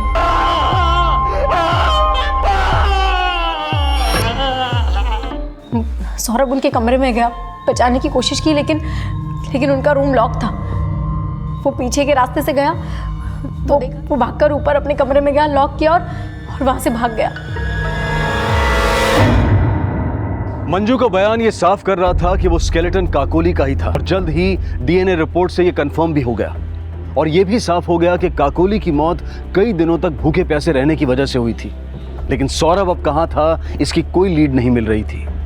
पुलिस के काफी दबाव देने के बाद भी भवानी की नर्स मंजू और तांत्रिक रति महाराज अपने बयान पर कायम रहे और जल्द ही सौरभ की तलाश उसकी लाश मिलने के बाद खत्म हो गई।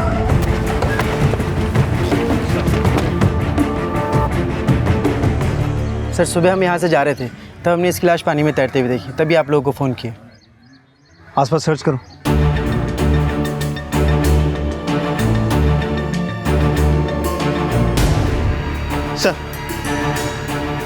सर बॉडी पे किसी तरह के चोट के निशान नहीं है। हो सकता है सुसाइड का मामला हो।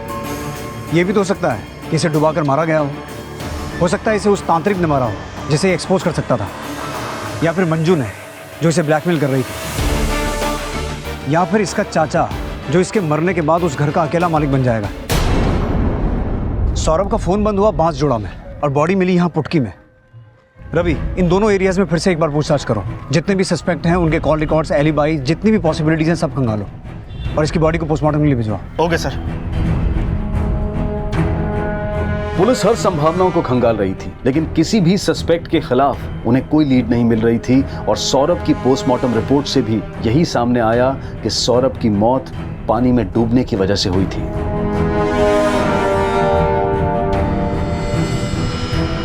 यह साफ नहीं था कि सौरभ की हत्या हुई थी, लेकिन इन संभावनाओं से भी इनकार नहीं किया जा सकता था कि शायद सौरभ ने इस बात को स्वीकार कर लिया हो कि काकोली अब कभी लौट कर नहीं आएगी और इसी हताशा में उसने आत्महत्या कर ली।